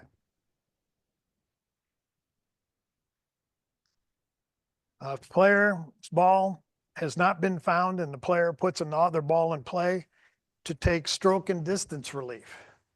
Okay, hit my ball into tall grass. Doesn't look good. And I'm frustrated and I'm hot, and a minute goes by. And I say, everybody, stop looking. I'm going to play under stroke and distance. Announce my intent to go under stroke and distance. And I go over and I drop a ball from the spot of the previous shot. Put it into play under stroke and distance. 5 seconds later, John, got your ball. It's over here. Nope. We're locked in. If the player puts another ball in play, takes stroke and distance, the player must continue playing with the substituted ball. There is no correction window when you put a ball in play under stroke and distance. The same applies to KVC rules. We call that KVC for knowledge and virtual certainty. Let's say I hit my ball into a penalty area. Same situation. We look over the bank, we look into the tall grass, we look in the water. A minute goes by, and I said, guys, let it go. Let it go. We know it's in the penalty area. And I take lateral relief. Drop the ball. 10 seconds later, hey, John, here's your ball. You can play it. Too late. Another player put a ball in play is allowed under a rule that applies when knowledge or virtual certainty of what happened to the ball. Player must continue playing with that ball. The player must not play the original ball. In both of those instances, the lost ball, where I went under stroke and distance, and the penalty area, where as soon as I dropped, they found my ball. Those balls are wrong balls. I can't play them. Even if it's less than 3 minutes, even if they're still on the course. Making a stroke at an incorrectly substituted ball. If a player makes a stroke at that favorite putting ball, they're going to get dinged a stroke. And here's a little interesting thing. They have to continue playing the hole with that incorrectly substituted ball. So I hit this white ball onto the putting green. I mark it. I lift it. I take my favorite putting ball. I put it back on the mark. I remove the mark, my yellow favorite putting ball. I remove the mark and I putt. 1 penalty stroke, right? And then somebody says, John, you weren't allowed to substitute. And I go, oh, forgot. I go over to the yellow ball that's up closer to the hole now. I mark it, the yellow favorite putting ball, lift it, and I put my original back on the mark, and I put it into the hole. I just substituted a second time. And because I made a stroke in between, that's an intervening event, and I get 2 separate 1-stroke penalties. Follow? Before we go on the wrong ball, John, you had a question back there.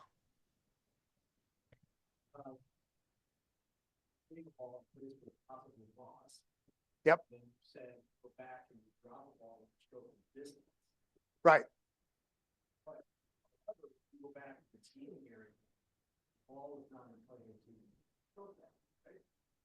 That's right. It's when you're right. John brought up a good point. If you lose a ball, it depends on where you played the previous stroke.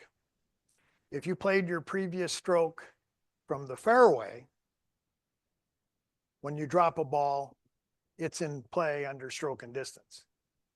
If you happen to play that ball that was lost, or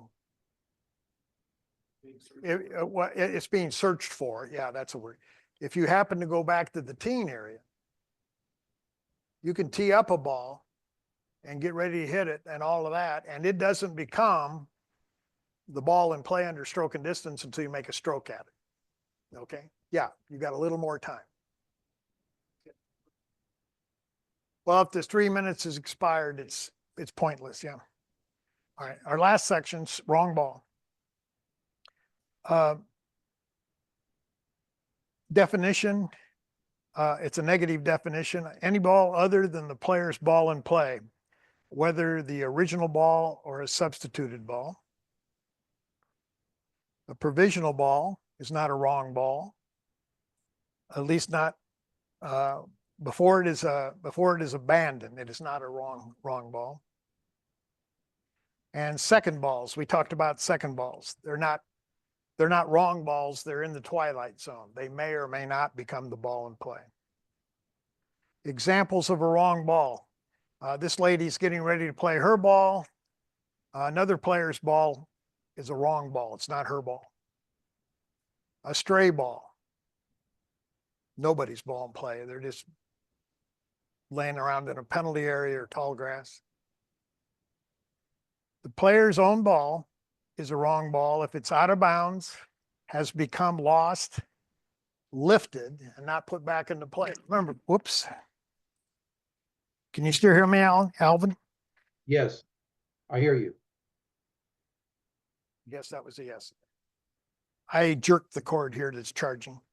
Remember when we lift the ball at the putting green, it's not in play, it's a wrong ball, or we put it back into play.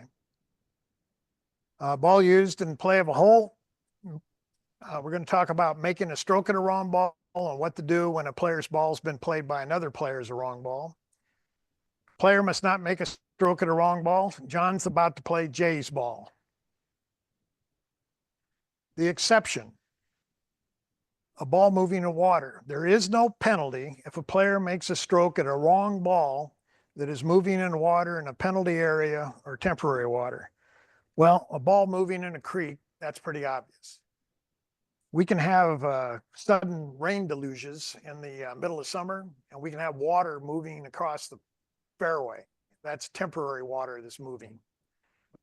And if we make a stroke at a ball moving in water in a penalty area or moving in water in temporary water, there's no penalty. Why is that? We can only identify a ball when it's at rest. Take a look at Rule 7.2. A ball has to be at rest to be identified.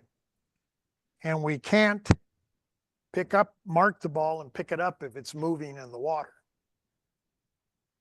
So the rules say, if you make a stroke at a ball that's moving in water, we're not going to penalize you because you weren't able to identify it. If that ball turns out to be your ball, fine. If it's not your ball that you just played out of the water, then you have to come back and find your original ball within the allowed search time. Or if you can't find it, you're going to have to take relief under the rules, whatever that is. Ball moving in water. The stroke does not count. Player must correct the mistake under the rules by playing the right ball in the original spot. You have to find it, or by taking relief under the rules. The penalties for playing a wrong ball in match play, it's loss of hole. And there's a couple tricks with match play. If two players both play each other's balls, the player that played first loses the hole. They played the wrong ball first, so they lose the hole. And the other part of this is, if you don't know which ball, who played which ball first, then you just continue the hole, no penalties as the balls are exchanged. That's the rules. Stroke play is where things get interesting. In stroke play, if you play a wrong ball, you get a general penalty of 2 strokes.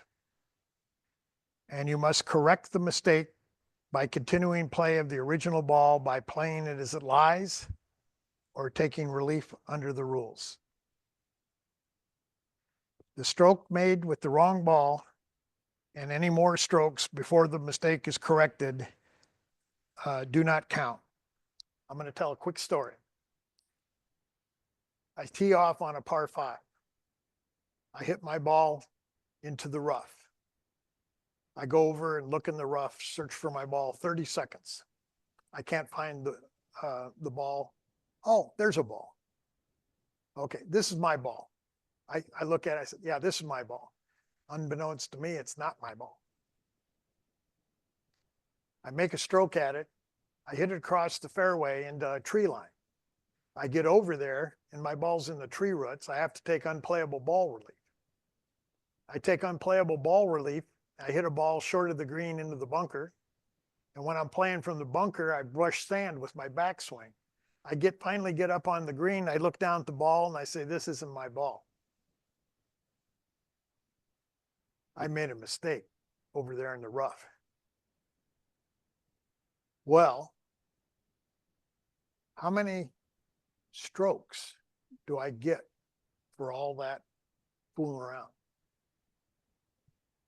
Only 2. No, I'm going back. But how many strokes do I get for all that unplayable and brushing sand and talent strokes and all that? I only get 2 strokes for playing the wrong ball.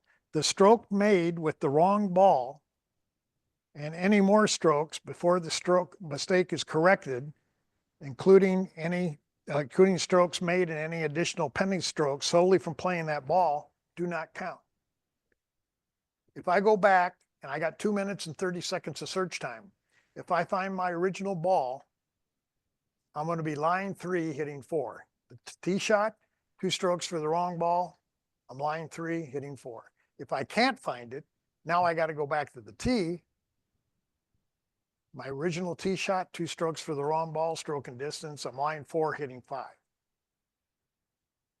John? John?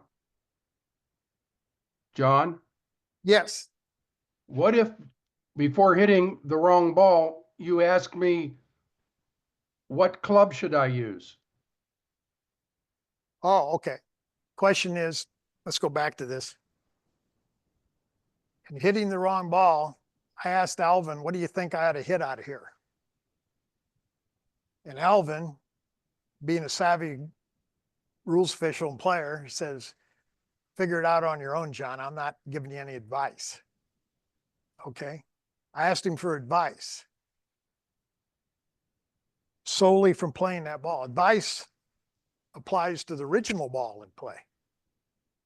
So I'd get not just the 2 strokes for the wrong ball, I'd get 2 strokes for asking for advice. That little fine print there. And if I don't correct things, if I keep on playing out the hole and go to the next tee and tee off, I'm disqualified. And here are 2 pros. Hunter Mahan and Jamie Donaldson. They both played each other's balls. Are going here. backwards because Hunter Mahan's hit the wrong ball. This. What to do when a player's ball was played by another player's wrong ball?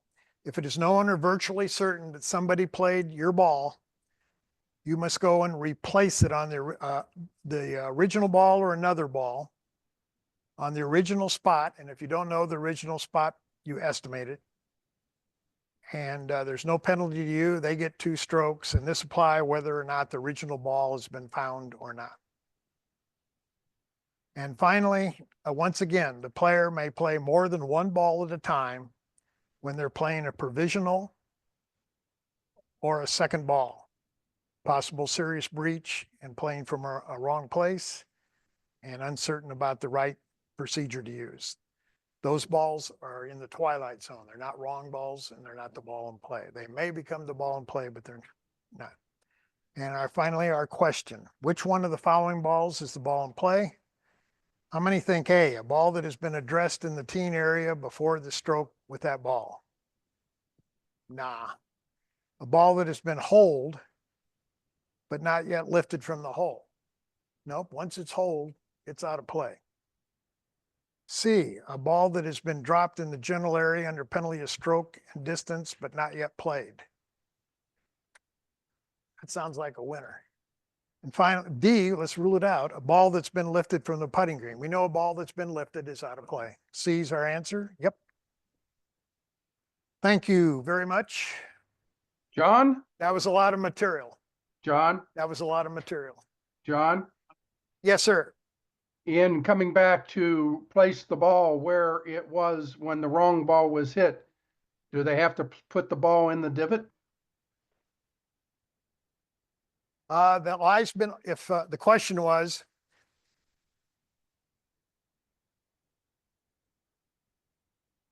how did the divot get made, Alvin, if we didn't know where the ball was? Well, what it was made by the person hitting the wrong ball. Oh, if the player playing a wrong ball made a divot. Now the lie's been altered, and we talked about that before. You would go to the it's outside of a sand, so you would go to the nearest point in the similar lie, no near the hole, within 1 club length in the same area of the course. Thank you. Okay. It's late. Thank you, everybody.